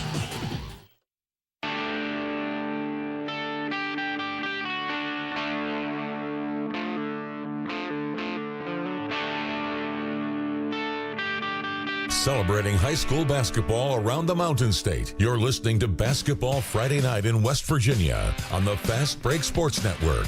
Now, back to your hosts, Joe Linville, Coach Ric Morrone, and Ryan Epling. 10:50 on this Basketball Friday Night in West Virginia. Ryan Epling, Joe Linville with you. We've given the coach Ric Morrone the night off. A well-deserved break. And he's sending text messages wanting to know about ball games. Let me say this. Coach Morrone, works as a full-time, obviously, with Tulsa High School as a girls basketball coach. Does a lot with them and still takes the time out to join us here and work with this program on Friday nights when he can. And he's an administrator to school to boot. Right. He's got a busy schedule. Absolutely does, and we appreciate him taking time out just to say hello sometimes, let alone when he can actually be here. So we certainly do appreciate that. Again, we'll get you a scoreboard at the top of the hour. I was going to say, I was actually going to get to Logan Monday night and watch him play, and they postponed the game. So, things happen. Yeah, So. Lady Rebels did get a win, though, over Logan in the game that was made up. Right. And they will play Tug Valley Monday, and that will be the third time in a week and a half that they will play Tug Valley. They played them last Thursday. They played them Monday of this week, and they'll play this coming Monday. They should know their game plan very well. They should be very familiar with one another. Very prepared. So. Right now, though, it's time to introduce you to this week's Standout Athlete of the Week. She's a junior at Wayne High School. The Lady Pioneers 21-1, ranked number 3 in Class AA. They will be the top seed in the AA Region 4 Section 1 tournament and will host the winner of Monday night's Poca Nitro game on Wednesday. Whitney Sansom joins us now on the program. And Whitney, first off, congratulations on being this week's Standout Athlete of the Week. Thank you so much. It's an honor, really. And your ball club is on a historic run. It's the first basketball team at Wayne High School to ever win 20 games in a season. You've won 20 in a row. Just kind of tell me about how this ride has been through the season. Well, whenever it all started, we came into the season, first practice, and we set our goals. We obviously want to make it to Charleston, and I think that's always a basketball team's goal, but we knew we had that team put together, and we were all on the same page. We're an older team, and we knew we could all come together and reach that goal by the end of the season. You mentioned being an older team, and a lot of the girls, there were 5 seniors that were honored earlier this week on senior night, and several of them have started for 4 years. In many ways, though, you still have a leadership role within this program. Yeah, I try my hardest to always keep the team up. Like, if we're down, you have to have that positive attitude to keep pushing forward in that game. But, I think we all work together to keep each other on the same page, work together, because if you don't do that, it's a team sport. You're going to win that way.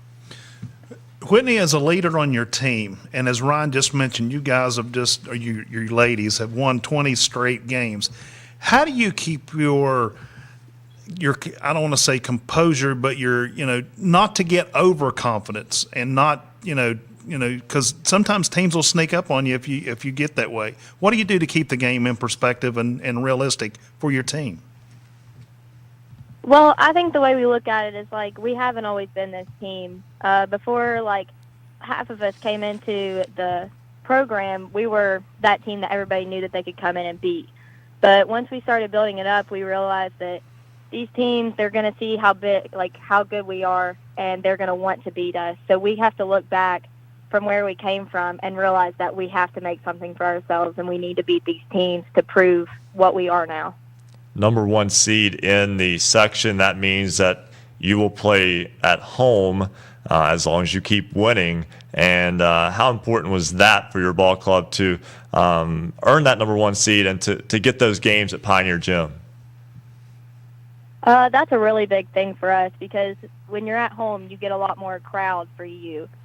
I think that's one thing that drives us to play so good is if we have a big crowd there cheering for us, we know that we have our community to back us up in that situation.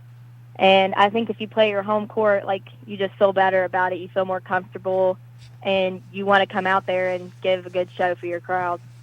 Now, you're still more about than just about athletics, though, even though you're a 3-sport athlete and all conference in all 3, softball, volleyball, and basketball, but also part of the pilot program for a biomedical science program at Wayne High School.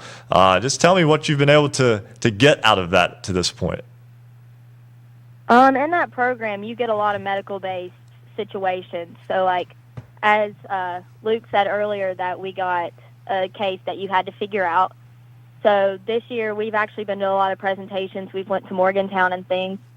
And, like, we had to dissect a brain and a heart, and we've done many, like, labs that you just have to do many things. We went to WVU, and we went into their lab, their freshman lab, and we have done every single one of their labs that they've done. And their teacher told us that they would have to up their game. So if we did go there, we wouldn't just be doing things that we did 2-3 years ago. It's a fantastic program and definitely something that's putting you ahead of the curve there a little bit. Coming up Wednesday night, again, you'll host the winner of Monday's Nitro Polka game, and we talked about the importance of getting that at home, and you talked about the community involvement too. But just tell me what that means. I know the last 2 home games have been 2 of the most well-attended girls basketball games at Wayne that I've seen, and it feels like that's kind of continuing to grow. Yeah, I think people are starting to realize how good of a program we have, so they want to get out instead of just sitting in their house and actually come and watch and see what's going on. But having Nitro at home, I mean, they're a good team. You have to respect that, and we're going to come in and give it our all. And, of course, you want to win that so you can keep playing at home, and that's what we want. So we just got to come and work for it game by game. Whitney Sansom, our standout athlete of the week, a junior at Wayne High School. Congratulations on that once again. Fantastic season to this point, and looking forward to seeing how this all plays out in the postseason.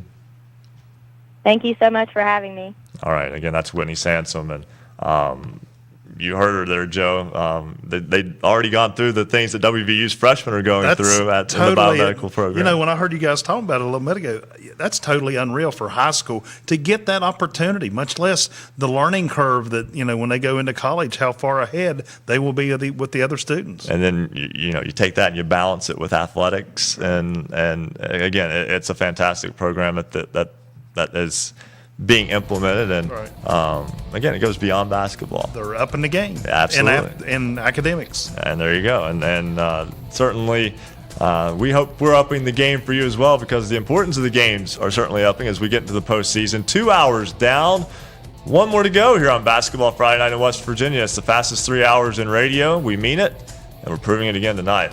Hour 3 is after the break with a scoreboard update on the Fast Break Sports Network. Basketball Friday Night in West Virginia will return in 2 minutes on the Fast Break Sports Network.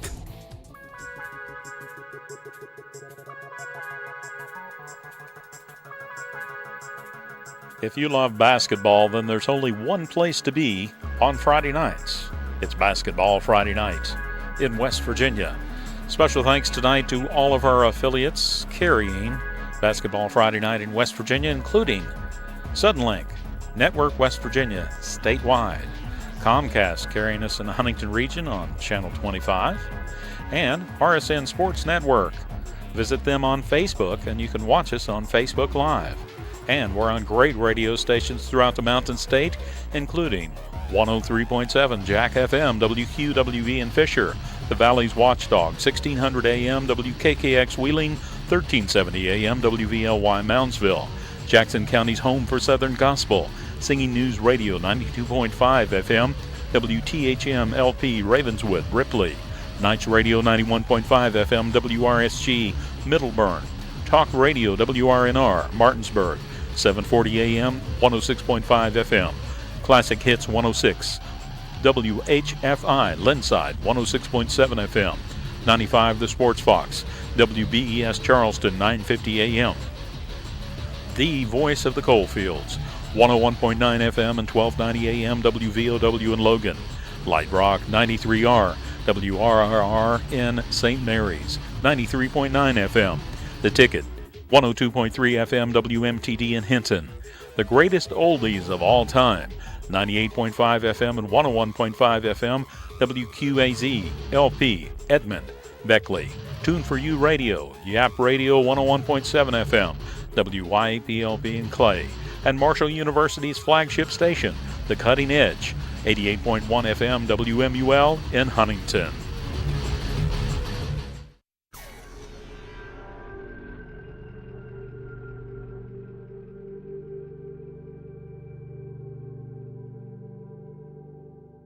A proud supporter of Basketball Friday Night in West Virginia, the Dr. Carter G. Woodson Lyceum honors the father of Black history and serves as a forum for issues of importance to Marshall University and the tri-state area. For more information about the Lyceum's major events during February, visit marshall.edu/Woodson Lyceum. That is one word, WOODSONLYCEUM, and follow its tweets about the presentation by the Librarian of Congress, Dr. Carla Hayden, on Wednesday, February 21st. The Lyceum is a joint program of the John Deaver Drinko Academy and the School of Journalism and Mass Communications at Marshall University. Welcome back to Basketball Friday Night in West Virginia. To join tonight's program, call 855-78-HOOPS. That's 855-784-6677.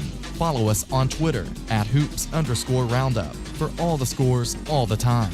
And visit basketballnight.com for a comprehensive look at schedules and standings for every team in the state. Stay tuned. Another hour of Basketball Friday Night in West Virginia begins right now. We welcome you back to Basketball Friday Night in West Virginia. Ryan Epling, Joe Linville with you, 11:01 on the program. Final hour of the program. We are with you until midnight all across the Fast Break Sports Network. Joe, before we go to the scoreboard, and I'm springing this on you a little bit, and I apologize, but we'd be remiss, though. Well, you know, sometimes I have something in mind, I forget to tell Joe during the break, and then we just come back, and I'm just throwing it out there. Throw it out there, yeah. But you know, the nation had a tragedy on Wednesday at Marjorie Stoneman Douglas High School in Parkland, Florida. 17 people killed in a school shooting there.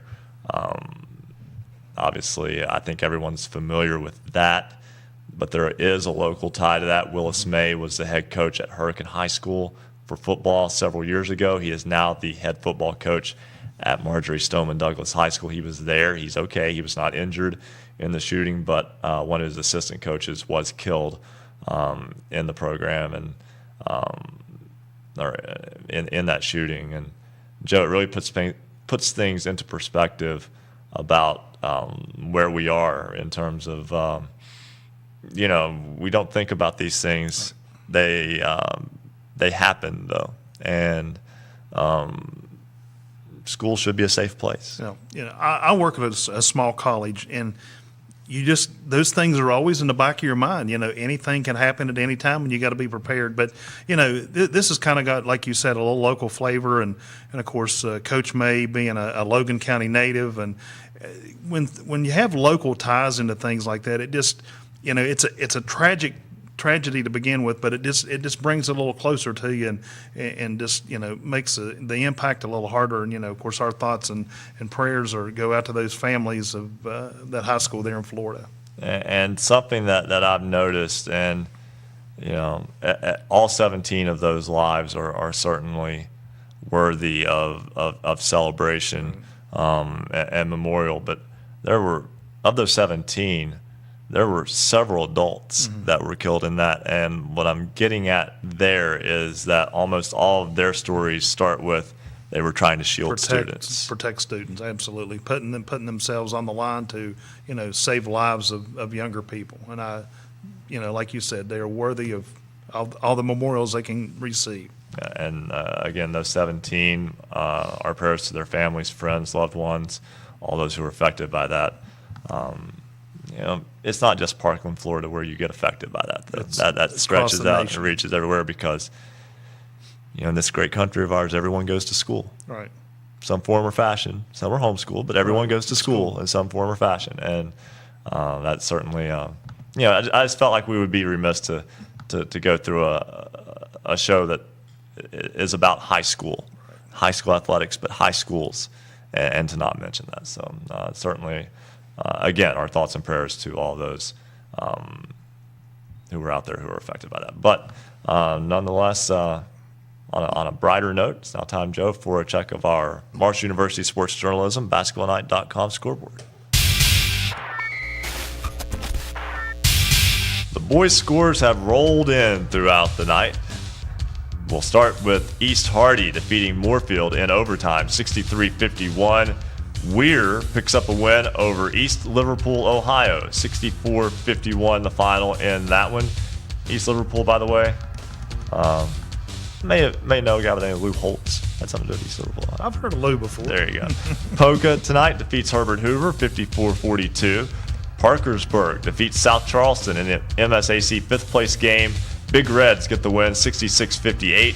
Midland Trail picks up a win at Meadow Bridge, 56-53. Great ball game there tonight in Fayette County, but Midland Trail picks up the win. Shadyside, Ohio defeats Clay Battelle, 90-62. It was Frankfort going to Grafton, 64-62. The Falcons get the road win, and a lot of road wins right here in a row. Greenbrier West wins at Richwood, 71-38. Jefferson wins at Hampshire, 59-39. And Musselman wins tonight at Hedgesville, 49-29. One team, though, that did serve at home. It's hard to say that really fast, by the way. Hurricane defeats Cabell Midland 68-61 tonight. The Redskins even the record at 10-10.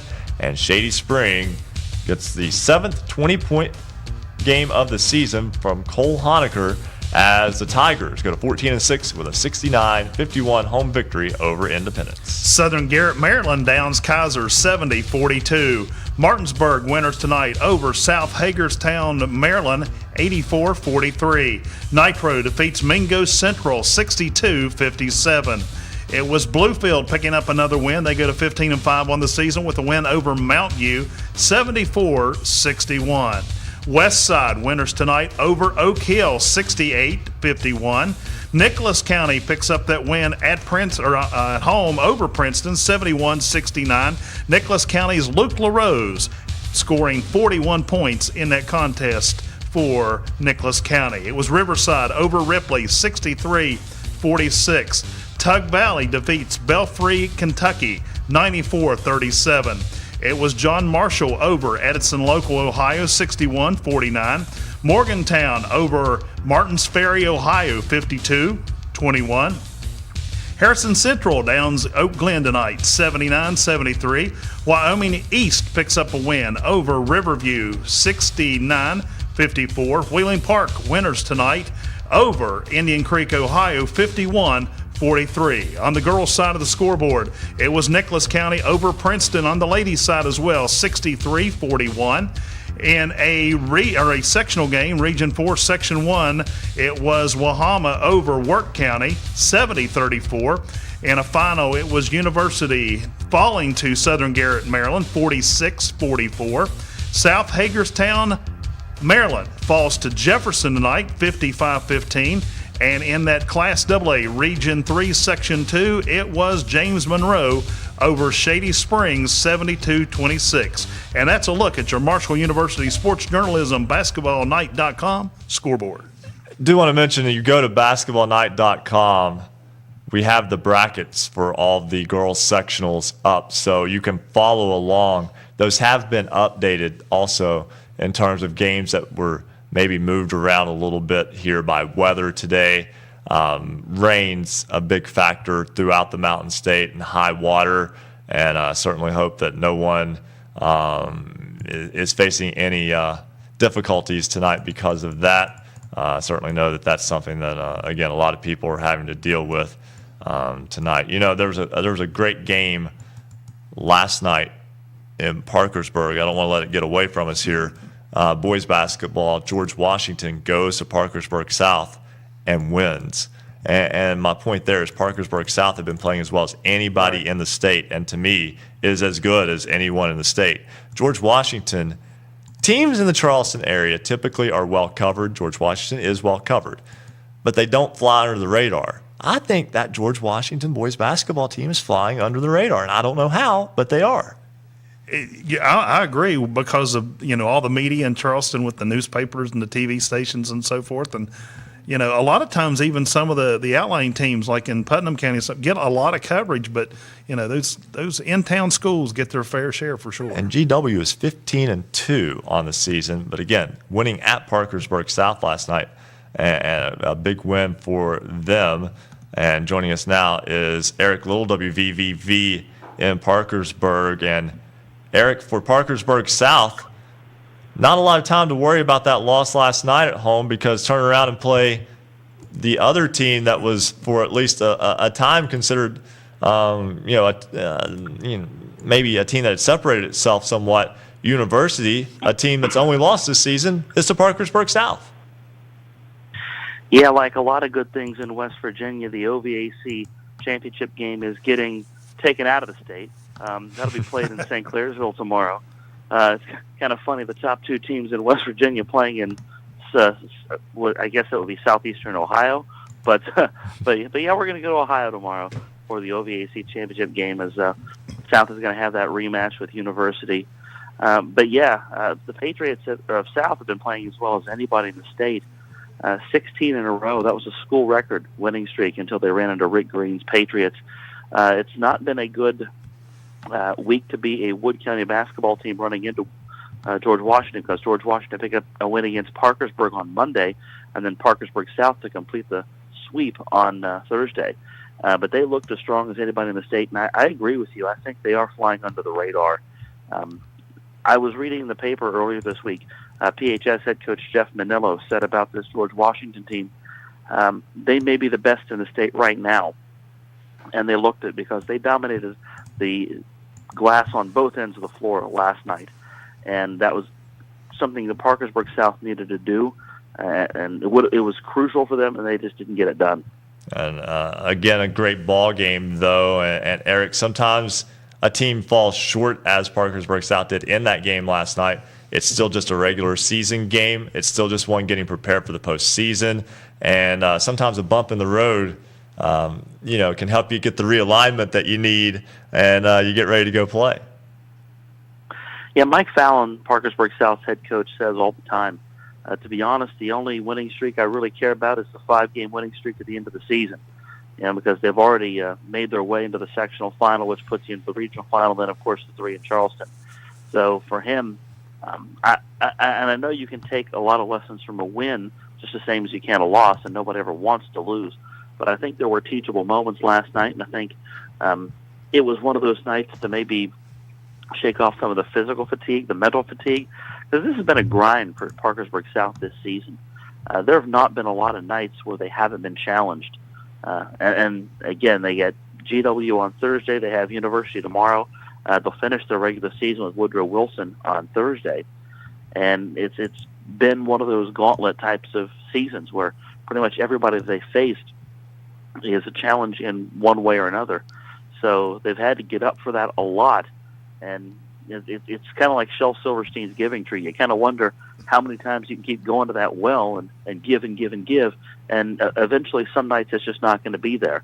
And for South, I think they have to hope that last night was one of those nights where, there's just, for whatever reason, wasn't enough in the well to get past George Washington. So they regroup and they go out and see what they can do tomorrow.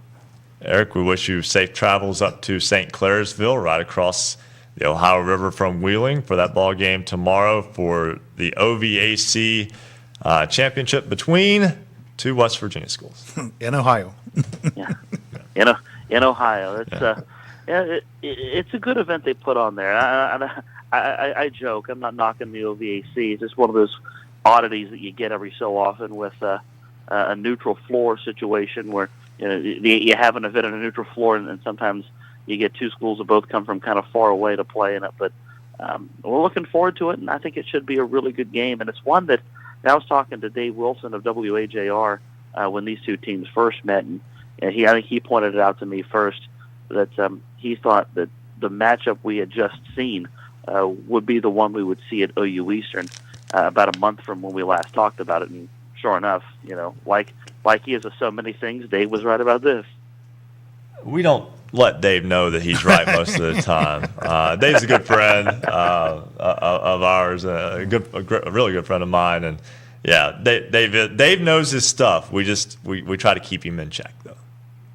Well, I went to high school with Dave, so I go way back with him myself. So it's you want to keep him in check. That's probably the best way to go about that. Eric Little, WVVV in Parkersburg. There's a good chance that Eric. Okay, really going way off here real fast. I don't have a lot of time. Sorry, Joe. But did you make it to Dave's wedding 10 years ago? I did not. Okay, I was going to say, no. I was there, and I was going to say, if you and I were both at this wedding 10 years ago, what a small world. Not that it's not small as is, right? But okay. Nonetheless, Eric, thanks so much, though, for joining us on the program. And again, safe travels to St. Clairsville, Ohio tomorrow for that big South University showdown. Thank you so much. I appreciate it. All right, Eric Little, WVVV in Parkersburg. Before we take a break, I want to bring in our buddy Ric Morrone, who is kind enough to call in here. During his busy schedule. Yeah, absolutely. Coach Morrone, welcome to the program you co-host. Hey, I appreciate it. I have been all over the region, and I wanted to at least join in. I know my parking spot was gone last time, and I'm a little worried about next week. What will be the details that will await me? I'm afraid Craig Dutton's laid claim to your parking spot. He's been here more than you have lately. Coach, I do want to talk about real fast from your coaching standpoint. You weren't allowed to have practice today because of the work stoppage in Wayne County. Obviously, again, that's something people know about on a statewide level. What's going on there in 5 counties in the Huntington area had the work stoppage today. Wayne County instituted a no practice, no play policy during that work stoppage today. You have a sectional tournament game Monday, though. That's a tricky. The timing, not good.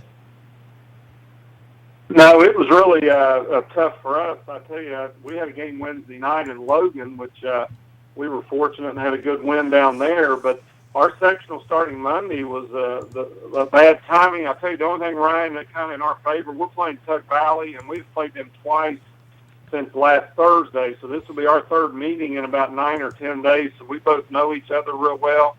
We would love to have been in the gym today, but we were given the same directive everybody else was. So, we weren't able to practice. I would assume, Tug Valley being in Mingo County, they probably were able to get in the gym today. Yeah. And again, that's a county by county thing. I know Mingo County had a work stoppage day earlier this month, and they did permit their schools to play on that night anyway. So again, it's a case by case basis on that regard. But your basketball team, let's talk about your basketball team. They're playing well. Picked up a nice win. You mentioned playing Tug Valley twice. You've beaten them both times. And then that's a really nice win to Logan Fieldhouse this week. Yeah, I tell you, we've really finished strong. We've won 7 of our last 10. Probably a little late getting going as far as the seeding went, which we kind of made our own situation, but we ended up with 4 seeds, so we do get a home game. But I've been really proud of the group we got. We've got some inexperienced players, some young players, but we have some older girls that have really kind of stepped forward with their leadership. And we're excited about the sectional tournament and trying to get out of our section, but it'll all start Monday. Have to play somebody a third time. But we've been on a pretty nice run here late in the season, played a difficult schedule throughout the year, and hopefully it's paid off for us, and we'll be battle-tested come next week. And that should be a good ball game Monday night in the Class Single A, Region 4, Section 2 opening round, as Tulsa will host Tug Valley at 7 o'clock at Rebel Arena.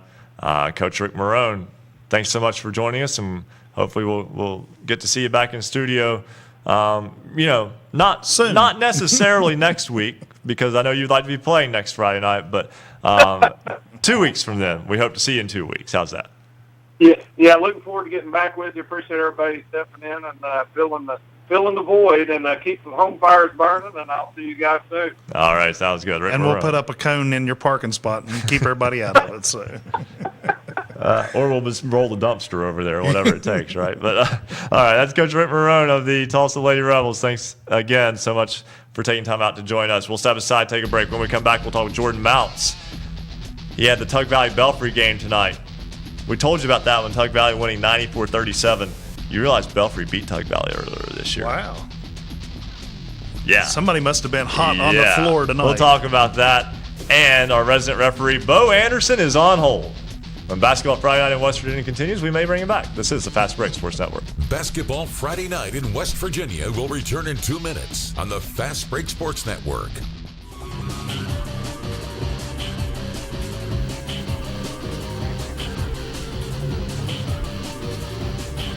For scores online, all of them in West Virginia, visit basketballnight.com. The Marshall University Sports Journalism degree is designed for you to find a job to put your knowledge and training to work after graduation.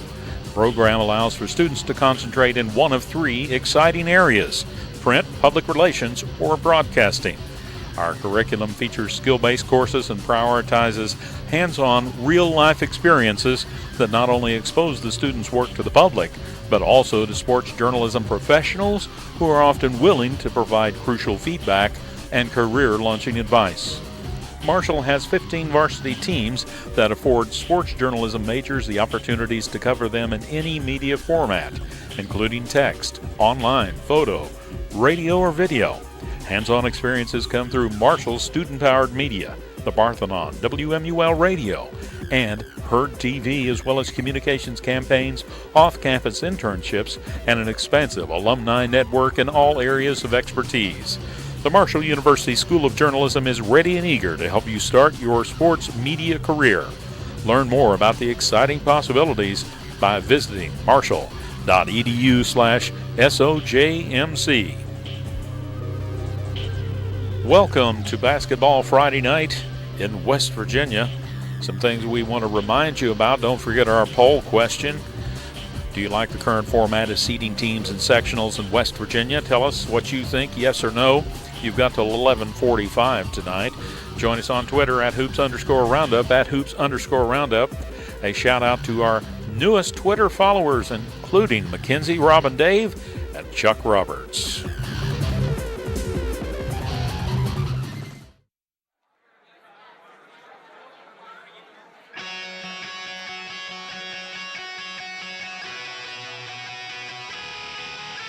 Stay up to date on your favorite teams. Check out basketballnight.com. Now, back to Basketball Friday Night in West Virginia with Joe Linville, Coach Ric Morrone, and Ryan Epling. 11:22 on the program. This is Basketball Friday Night in West Virginia. We mentioned earlier that Tug Valley picked up a big win tonight over Belfry, Kentucky, 94-37. That avenged an overtime loss at Belfry from earlier in the year. Jordan Mounts, WFGH Radio, joins us now. And Jordan, the Panthers struggled a little bit last week, but this past week, it's almost like a switch has been flipped. We've had two games, both over 90 points here this week. 94 tonight, 105 on Tuesday against the Tulsa Rebels. So things are starting to click at the right time for the Tug Valley Panthers. Also a very healthy 78 last Saturday in a win at St. Joe, 78-60. So 3-game winning streak, and for a Tug Valley team that, I mean, talk about travel, guys. They played in Summersville Friday night last week and played in Huntington the next night, and that's no easy trip from Naugatuck. But whatever happened between Friday night and Saturday night, Jordan, it's a basketball team that is right now starting to really, really play well. Yeah, you know, last Friday night against Nicholas County, not saying that we didn't help ourselves whatsoever, but the boys didn't really feel as though that game was officiated very well, to be very nice about it. and they were they took that attitude into the gymnasium on Saturday against St. Joe. Came out away with a win there, and they finally figured out, hey, nobody's going to cut us any favors. We're not going to get any breaks down the road. We got to make this happen ourselves, and that's the attitude that they've taken into the past 3 games, and it's worked very well for them. You know, Tug Valley's played a very tough regular season, and not only traveling in the last week, they've been all over the state this season. So what does Coach Ed May done to get these boys fired up this week and pull off these back-to-back, or actually these 3 big wins back-to-back-to-back? You know, it's Ed May's a great coach. He's a great motivator with his team. But I'll tell you another source of motivation is Tug Valley's got 7 seniors on the roster. 6 of them play a significant amount of time in the ball game. And those guys, they're really wanting to go out with a bang, so to speak. They've got the chance to. We got the chance to make a good run into the playoffs into Charleston, and we do have some formidable opponents coming up. Though before we get to that, we've got St. Joe in our section. We've got Ravenswood in our region, and you know, we've got to get by those 2 teams. Obviously, hopefully, we won't see Ravenswood until we are in Charleston. But nonetheless, we do have some very formidable opponents in our section and region. And those seniors and Coach Ed May and all the other assistant coaches of Tug Valley have really got those boys fired up, and we're definitely looking to make a good run this year. Biggest difference, Jordan, between the night when Belfry beat Tug Valley 87-85 in overtime right around the Christmas holiday, and then tonight when Tug Valley wins by 57 points? You know, the biggest difference is it was a hosted tournament over at Belfry. But that being said, the Pirates have actually had some injuries to their roster. In fact, we had a kid, unfortunately, here for the Pirates. Forget his name off the top of our head. He was playing in the JV game, one of their key subs, and I believe he had to leave and go to the hospital. Picked up some sort of injury or something. Not quite sure his condition or anything like that. But on top of that, they've also had a few players decide that they didn't want to be part of the team anymore, and they've left the team. So Belfry's stretched a little thin as far as their subs off the bench and even their starting lineup. And so definitely it's a tough time of the season to really have those situations go down. But we all know that's next man up mentality, and I'm sure the Pirates will bounce back. Tug Valley has a big game tomorrow night as they host Westside in their regular season finale. Any thoughts on that game as Westside rolls into Naugatuck? Yeah, you know, Westside, I believe we played them over at Westside earlier in the season, and they were able to walk away with a victory over Tug Valley. That was a great game to watch over there. I believe they only beat us by 1 point, if I'm not seriously mistaken. Jordan Mounts. 3 points. My dad was just telling me, but no, either way, it was a very close game, very good game between the 2 schools. Jordan, always appreciate you taking time out to talk with us. Hey, no problem, Ryan. Hey, I do want to mention one other thing. Levi Davis from Tug Valley this evening got the first triple-double in 5 years for Tug Valley, so that kid played an excellent game. There you go, another weapon in the arsenal of the Panthers. And that's a kid you really don't hear a whole lot about this season. So, you know, Tyler May and some of the others, and another weapon. There you go. And Jordan Mounts, again, thanks so much. And, you know, we also want to thank the people who make this show possible with financial support from the Dr. Carter G. Woodson Lyceum, the W. Page Pitt School of Journalism and Mass Communications, and WMUL-FM. We'll step aside for a break. When we come back, our resident referee, Bo Anderson, will be in. We'll also have our power ratings, and we have a new number 1 in boys class AAA in our power ratings. Who will it be? We'll find out when Basketball Friday Night in West Virginia continues. You're on the Fast Break Sports Network. Basketball Friday Night in West Virginia will return in 2 minutes on the Fast Break Sports Network.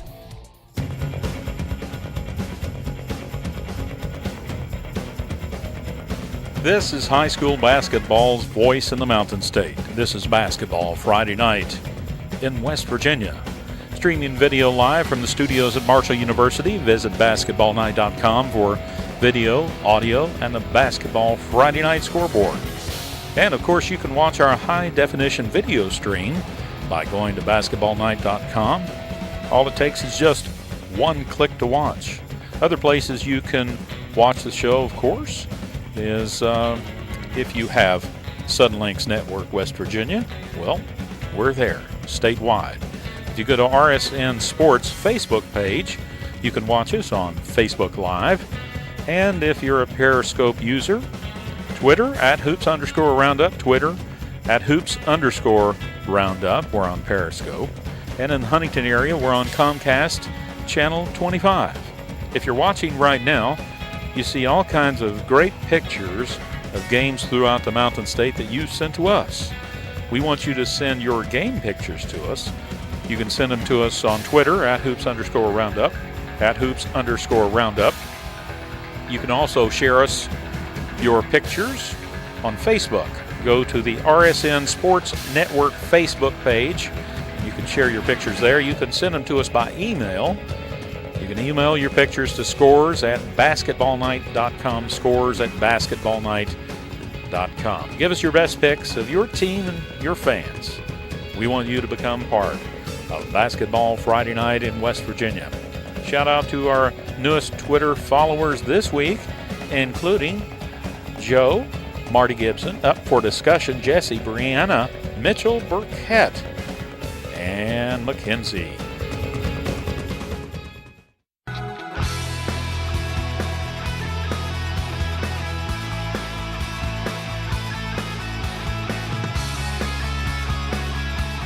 This is high school basketball's home for the Mountain State. Basketball Friday Night in West Virginia on the Fast Break Sports Network. Now, back to your hosts, Joe Linville, Coach Ric Morrone, and Ryan Epling. It is 11:30 on this Basketball Friday Night in West Virginia as we bring out the 18th person to join us on set tonight. Marcus Constantino. Hey, we told you, it's a cast of thousands. They just keep coming. They just keep rolling right in here. And Marcus, you've got our basketballnight.com power rating. That's right, Ryan. And like you said, we have some shakeups in the power ratings this week, starting with, and a reminder, we're going to put the girls' power ratings on basketballnight.com on Sunday. That will be the final girls' ratings. We're waiting for all the regular season scores to come in tomorrow, so you can catch those Sunday at basketballnight.com. But the boys' power ratings, we'll drop those right now. In AAA, we have a new number one. The University Hawks are 18-1 at number one in the power ratings. Parkersburg South Patriots are 18-2, dropping down to number two. George Washington Patriots are 15-2. They jump up 3 spots into the number 3 slot. The Musselman Applemen are 16-5 and holding in at number 4. Martinsburg is 17-4. The Bulldogs drop down 2 spots into number 5. Also mentioned Huntington drops down 1 spot into number 6. On to the boys AA basketballnight.com power ratings. Fairmont Senior is undefeated, 18-0, hanging in at number 1. Chapmanville Tigers are 18-1, staying at number 2. Oak Hill Red Devils are 17-2 at number 3. Philip Barber Colts are 16-2. They move up 1 spot into number 4. The Westside Renegades are 14-5, dropping 1 spot into number 5. In the boys single A basketballnight.com power ratings, the Willing Central Catholic Maroon Knights are 17-2, holding in at number 1. The Ravenswood Red Devils are 18-1, sticking around at number 2. The Valley Fayette Greyhounds are 16-1 at number 3. The Tug Valley Panthers are 15-6 at number 4. And the Pocahontas County is 17-2. They move up 1 spot into the top 5, and that's the basketballnight.com power ratings. You can see ratings for all 124 teams over at basketballnight.com. Thank you very much, Marcus, and definitely this late in the season, you don't necessarily expect to see a lot of shuffling. You'd see like a spot or two. But AAA really has a big difference in the top 5. Yeah, a lot of shakeups in AAA. Like I said, GW up number 3. Even in AA, we had a lot of shakeups in the 6 through 10 area. And again, you can see all that at basketballnight.com. But what I tell everyone is, as we play more games, as we get more data, in the power ratings, things really begin to clear up, and teams that we've been saying all season, maybe, it feels like they're 2 spots lower than they should be, they start to move up. Teams that, maybe should be moved down, they move down. As we get all this data, it really paints a clearer picture of where teams are, as we go into the postseason. And one more bit of analysis on those AAA power ratings is the difference in 1 and 3 is very small. Yeah, that's right. We have University at 867 and Park South at 847. And then GW and Musselman at 3 and 4 are really close. They're at 794 and 791. We include point differential in the ratings. That's the difference in 10 points or so. Right, and so those teams can win those. I even mentioned George Washington did just win at Parkersburg South, which got them that bump up in there. And again, those teams are all very good. Absolutely. Thank you so much, Marcus. And now let's get another check of the Marshall University Sports Journalism BasketballNight.com scoreboard. Boys scores tonight. East Hardy defeats Moorfield in overtime, 63-51. That was after the Yellow Jackets got it to overtime with a bucket in the final 2 seconds. Weir tonight defeats East Liverpool, Ohio, 64-51. It was Polka defeating Herbert Hoover, 54-42. Also tonight, Parkersburg defeats South Charleston 66-58 in the MSAC 5th place game. It was Valley Fayette defeating Summers County 64-42 the final in that one. A score just came in. Petersburg defeats Pendleton County 72-60 the final. Also tonight, it was Shadyside, Ohio defeating Clay Battelle 90-62. Frankfort goes to Grafton and beats the Bearcats 64-62. Greenbrier West defeats Richwood tonight 71-38. The Cavaliers get the road win. Jefferson, a winner on the road tonight as they go to Romney and defeat Hampshire 59-39. Musselman wins at Hedgesville tonight on senior night 49-29. The Applemen spoil the Eagles senior night there. Hurricane defeats Cabell Midland 68-61. Redskins even their record at 10-10. And Shady Spring, another 20-plus point night from Cole Honecker, and the Tigers defeat Independence 69-51. Southern Garrett, Maryland defeats Kaiser tonight 70-42. Martinsburg winners over South Hagerstown, Maryland 84-43. Nitro winners tonight over Mingo Central 62-57. Bluefield picks up another win at home with a win over Mount View 74-61. The Renegades of Westside pick up a big win over Oak Hill tonight. Oak Hill only losing their second game of the season. Scoring that one was 68-51. It was Nicholas County winners tonight over Princeton 71-69. Luke LaRose had 41 points for Nicholas County. Riverside winners tonight over Ripley 63-46. In a game we were talking about just a few minutes ago, the Tug Valley Panthers defeat Belfry, Kentucky 94-37. It was John Marshall over Edison Local of Ohio 61-49. Morgantown over Martins Ferry, Ohio 52-21. Harrison Central defeats Oak Glen tonight 79-73. Wyoming East winners over Riverview 69-54. Wheeling Park winners tonight over Indian Creek, Ohio, 51-43. On the girls' side of the scoreboard, it was Nicholas County over Princeton, 63-41. Wahama defeats Wirt County, 70-34. Southern Garrett, Maryland picks up a win over University, 46-44. Jefferson Cougars picks up a win over South Hagerstown 55-15, and it was James Monroe picking up a win over Shady Springs 72-26, and that was a sectional game, Region 3, Section 2 final. And that's a look at your Marshall University Sports Journalism BasketballNight.com scoreboard. He's been on hold for 30 minutes on a night where we didn't have all that many people call in from in this hour. He was only bumped by 2 or 3 people. Our resident referee, Bo Anderson, joins us now on Basketball Friday Night in West Virginia. Bo Anderson, welcome to the program. Oh, yeah, I'm just coming back from my game tonight, and fortunately didn't have to do any swimming or canoeing. Hey, that's always a positive.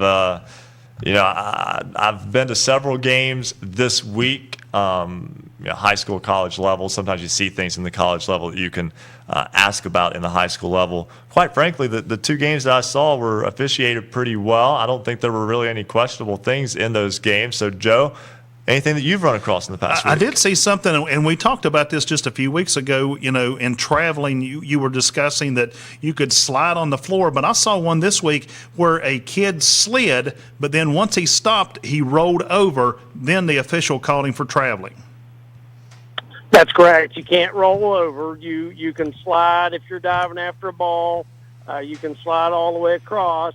If you're on your back, you can set up, but you cannot roll over. So if you're on your back and you roll to your stomach, or if you're on your stomach and you roll to your back to try to do it, that's traveling. You also cannot set the ball down on the floor and then get up and then pick the ball up. That is traveling as well. If you want to get up with the ball, you would have to start a dribble first and then start getting up. Hey, Bo, we're winding the season down. Do you see any difference in calling games from the beginning of the season toward the end of the season? Well, Joe, myself and each individual official is different, but we don't change our way that we're calling. The game I had tonight was a big rival with a big crowd. There was probably 1,800 people there, and it was a good game. We had a lot of fouls, and the kids understood. What my message I would like to send out, a couple of things, to remind all these people that still have maybe a regular season game or two left before they get into tournaments, and this goes, both states.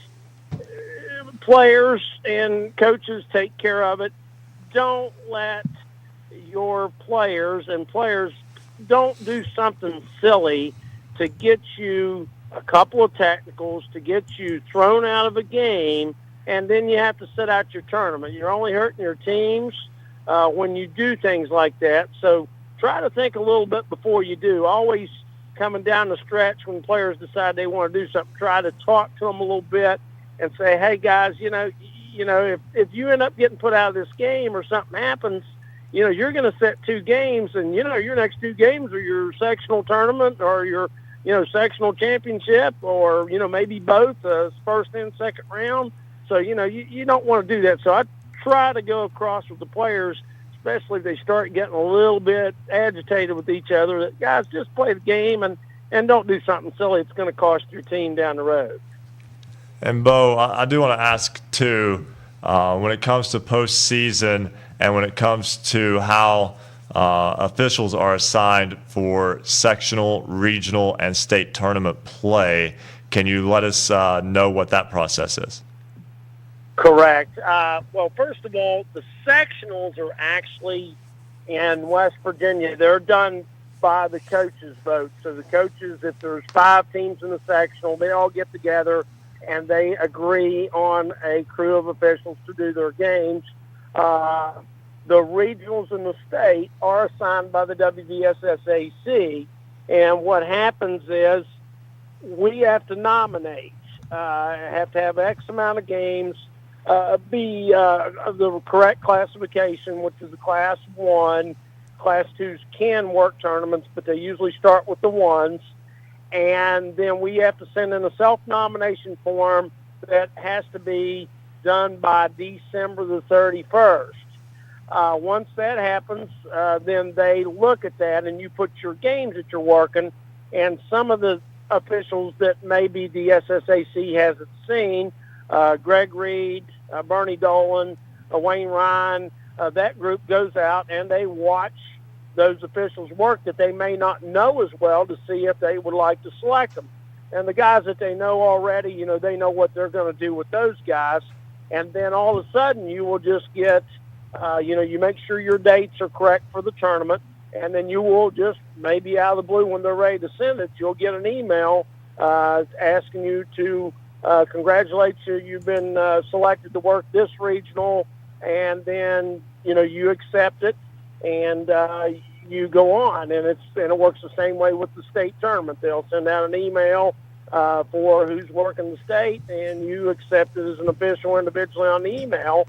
And they just send it out at random. They have no specific date or time.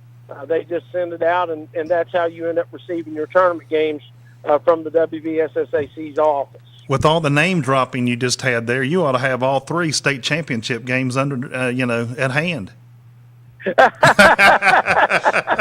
No, we don't know. We don't know on the like on the regionals and stuff the way it works now, where number one in one region plays the second place in the other.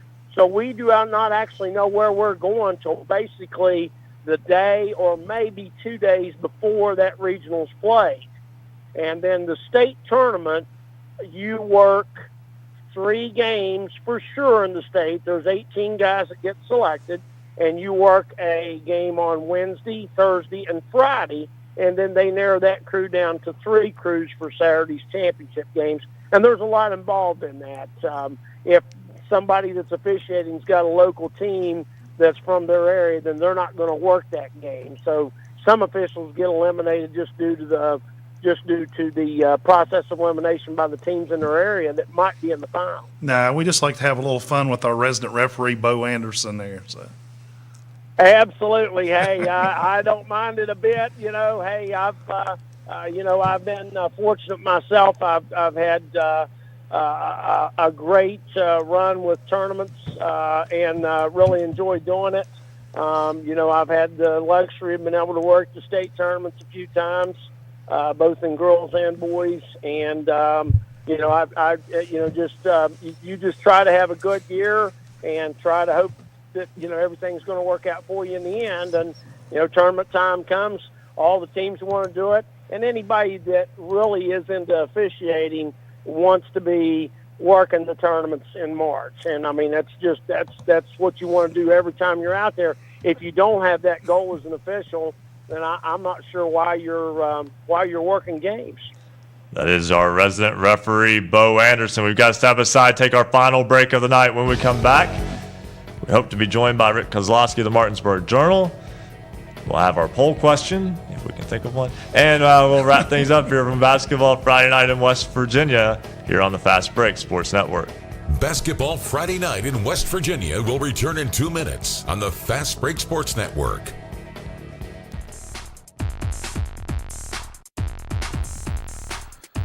For scores online, all of them in West Virginia, visit basketballnight.com. Special thanks tonight to all of our affiliates. You can listen on great radio stations throughout the Mountain State, including 103.7 Jack FM, WQWV in Fisher, the Valley's Watchdog, 1600 AM, WKKX Wheeling, 1370 AM, WVLY Moundsville, Jackson County's home for Southern Gospel, Singing News Radio, 92.5 FM, WTHMLP Ravenswood Ripley, Knights Radio, 91.5 FM, WRSG Middleburn, Talk Radio WRNR Martinsburg, 740 AM, 106.5 FM, Classic Hits 106, WHFI Linside, 106.7 FM, 95 The Sports Fox, WBES Charleston, 950 AM, The Voice of the Coalfields, 101.9 FM and 1290 AM, WVOW in Logan, Light Rock 93R, WRRR St. Mary's 93.9 FM, The Ticket 102.3 FM, WMTD in Hinton, the greatest oldies of all time 98.5 FM and 101.5 FM, WQAZ LP Edmond Beckley, Tune for You, Yap Radio 101.7 FM, WYAP LP in Clay, and Marshall University's flagship station, The Cutting Edge, 88.1 FM WMUL in Huntington. If you're a cable subscriber, you can find us on Suddenlink's Network West Virginia statewide. Cable subscribers in the Huntington region can find us on Comcast, Channel 25. Online, visit the rsnsports.com Facebook page. You can find us on Facebook Live.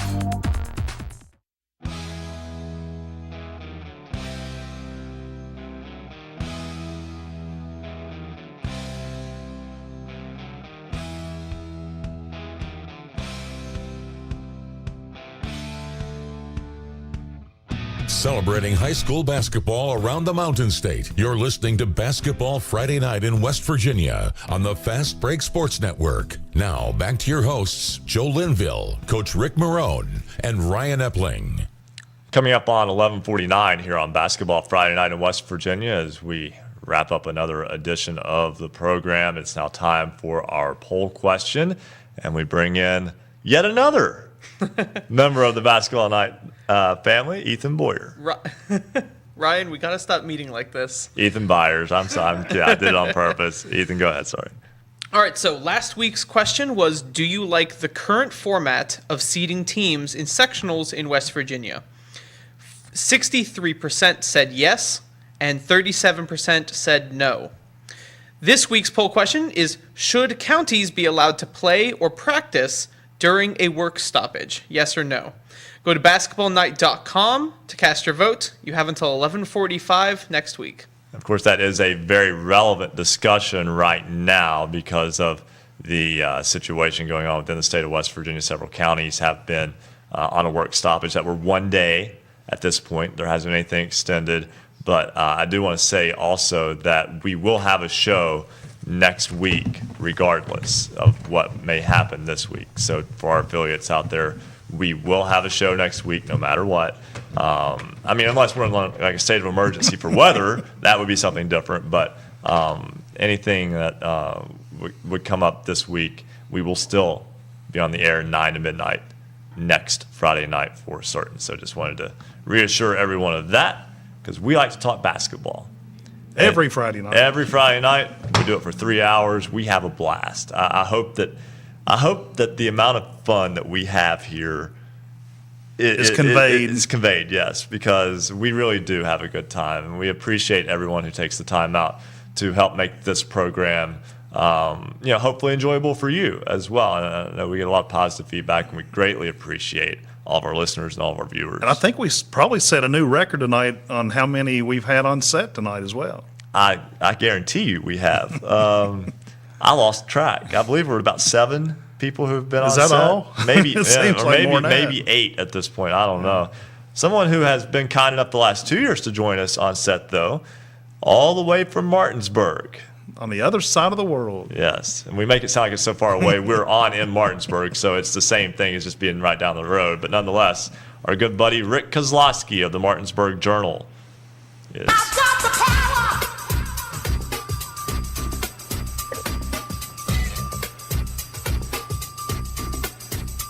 I have the power. Yes. Well, you have an open mic now, basically, on the phone, so I guess you do have power. Rick Kozlowski, Martinsburg Journal. It is cause time here on Basketball Friday Night in West Virginia. And, Rick, I didn't get to ask you in advance. Did you get to a game tonight? No, I was covering the Martinsburg Tough Man boxing. How'd that go? But I'm watching a man who apparently was recently with the Harlem Globetrotters shooting some baskets right now. I'm not real impressed. But hey, listen to this one. One of the competitors tonight, bout number 41, I believe it was, he won. Guess what his nickname was? Big Daddy. Big Daddy won. Big Daddy. Hey, you know, that's how it goes. I can't believe there's another Big Daddy in the world. I mean, we've got the Big Daddy here.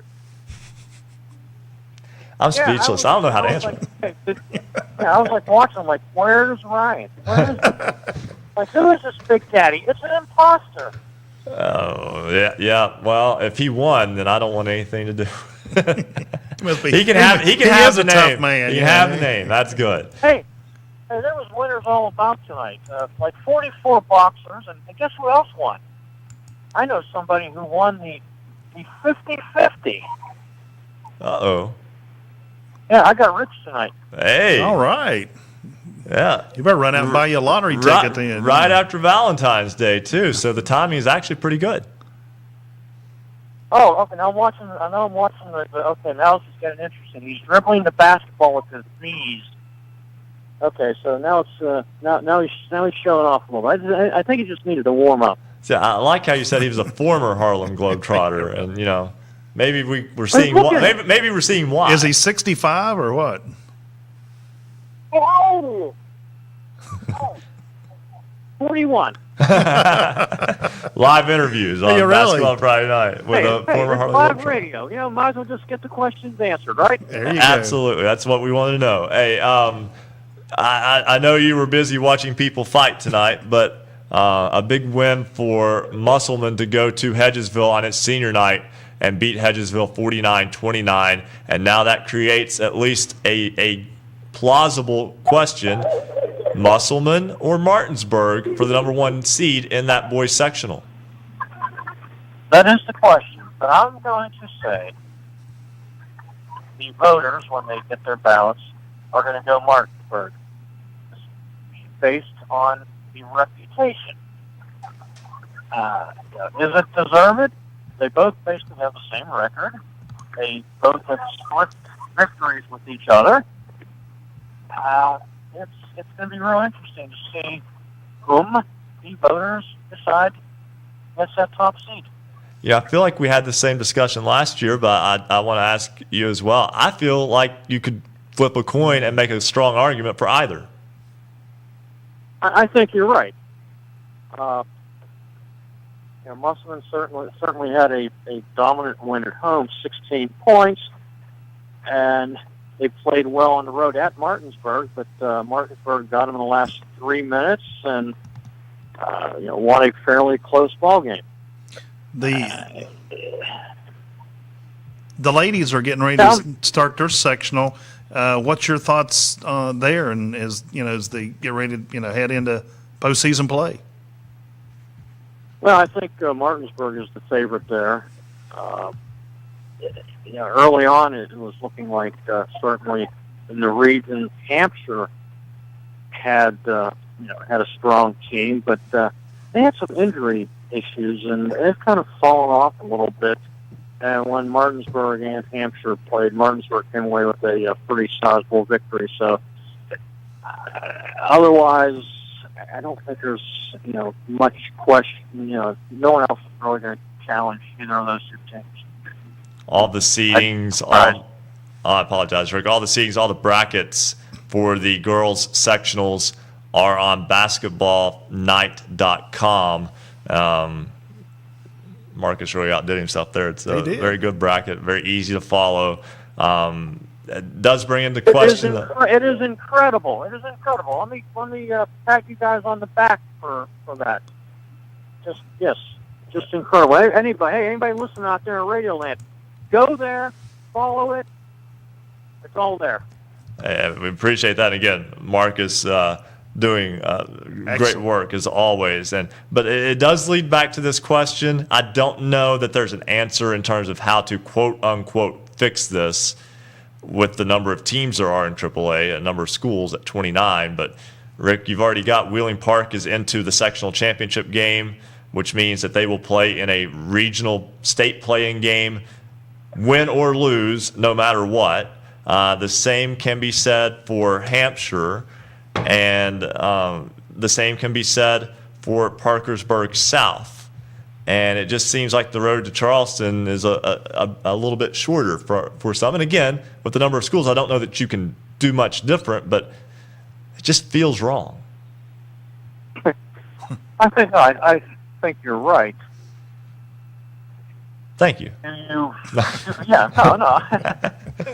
do something different in AAA as opposed to AA and single A.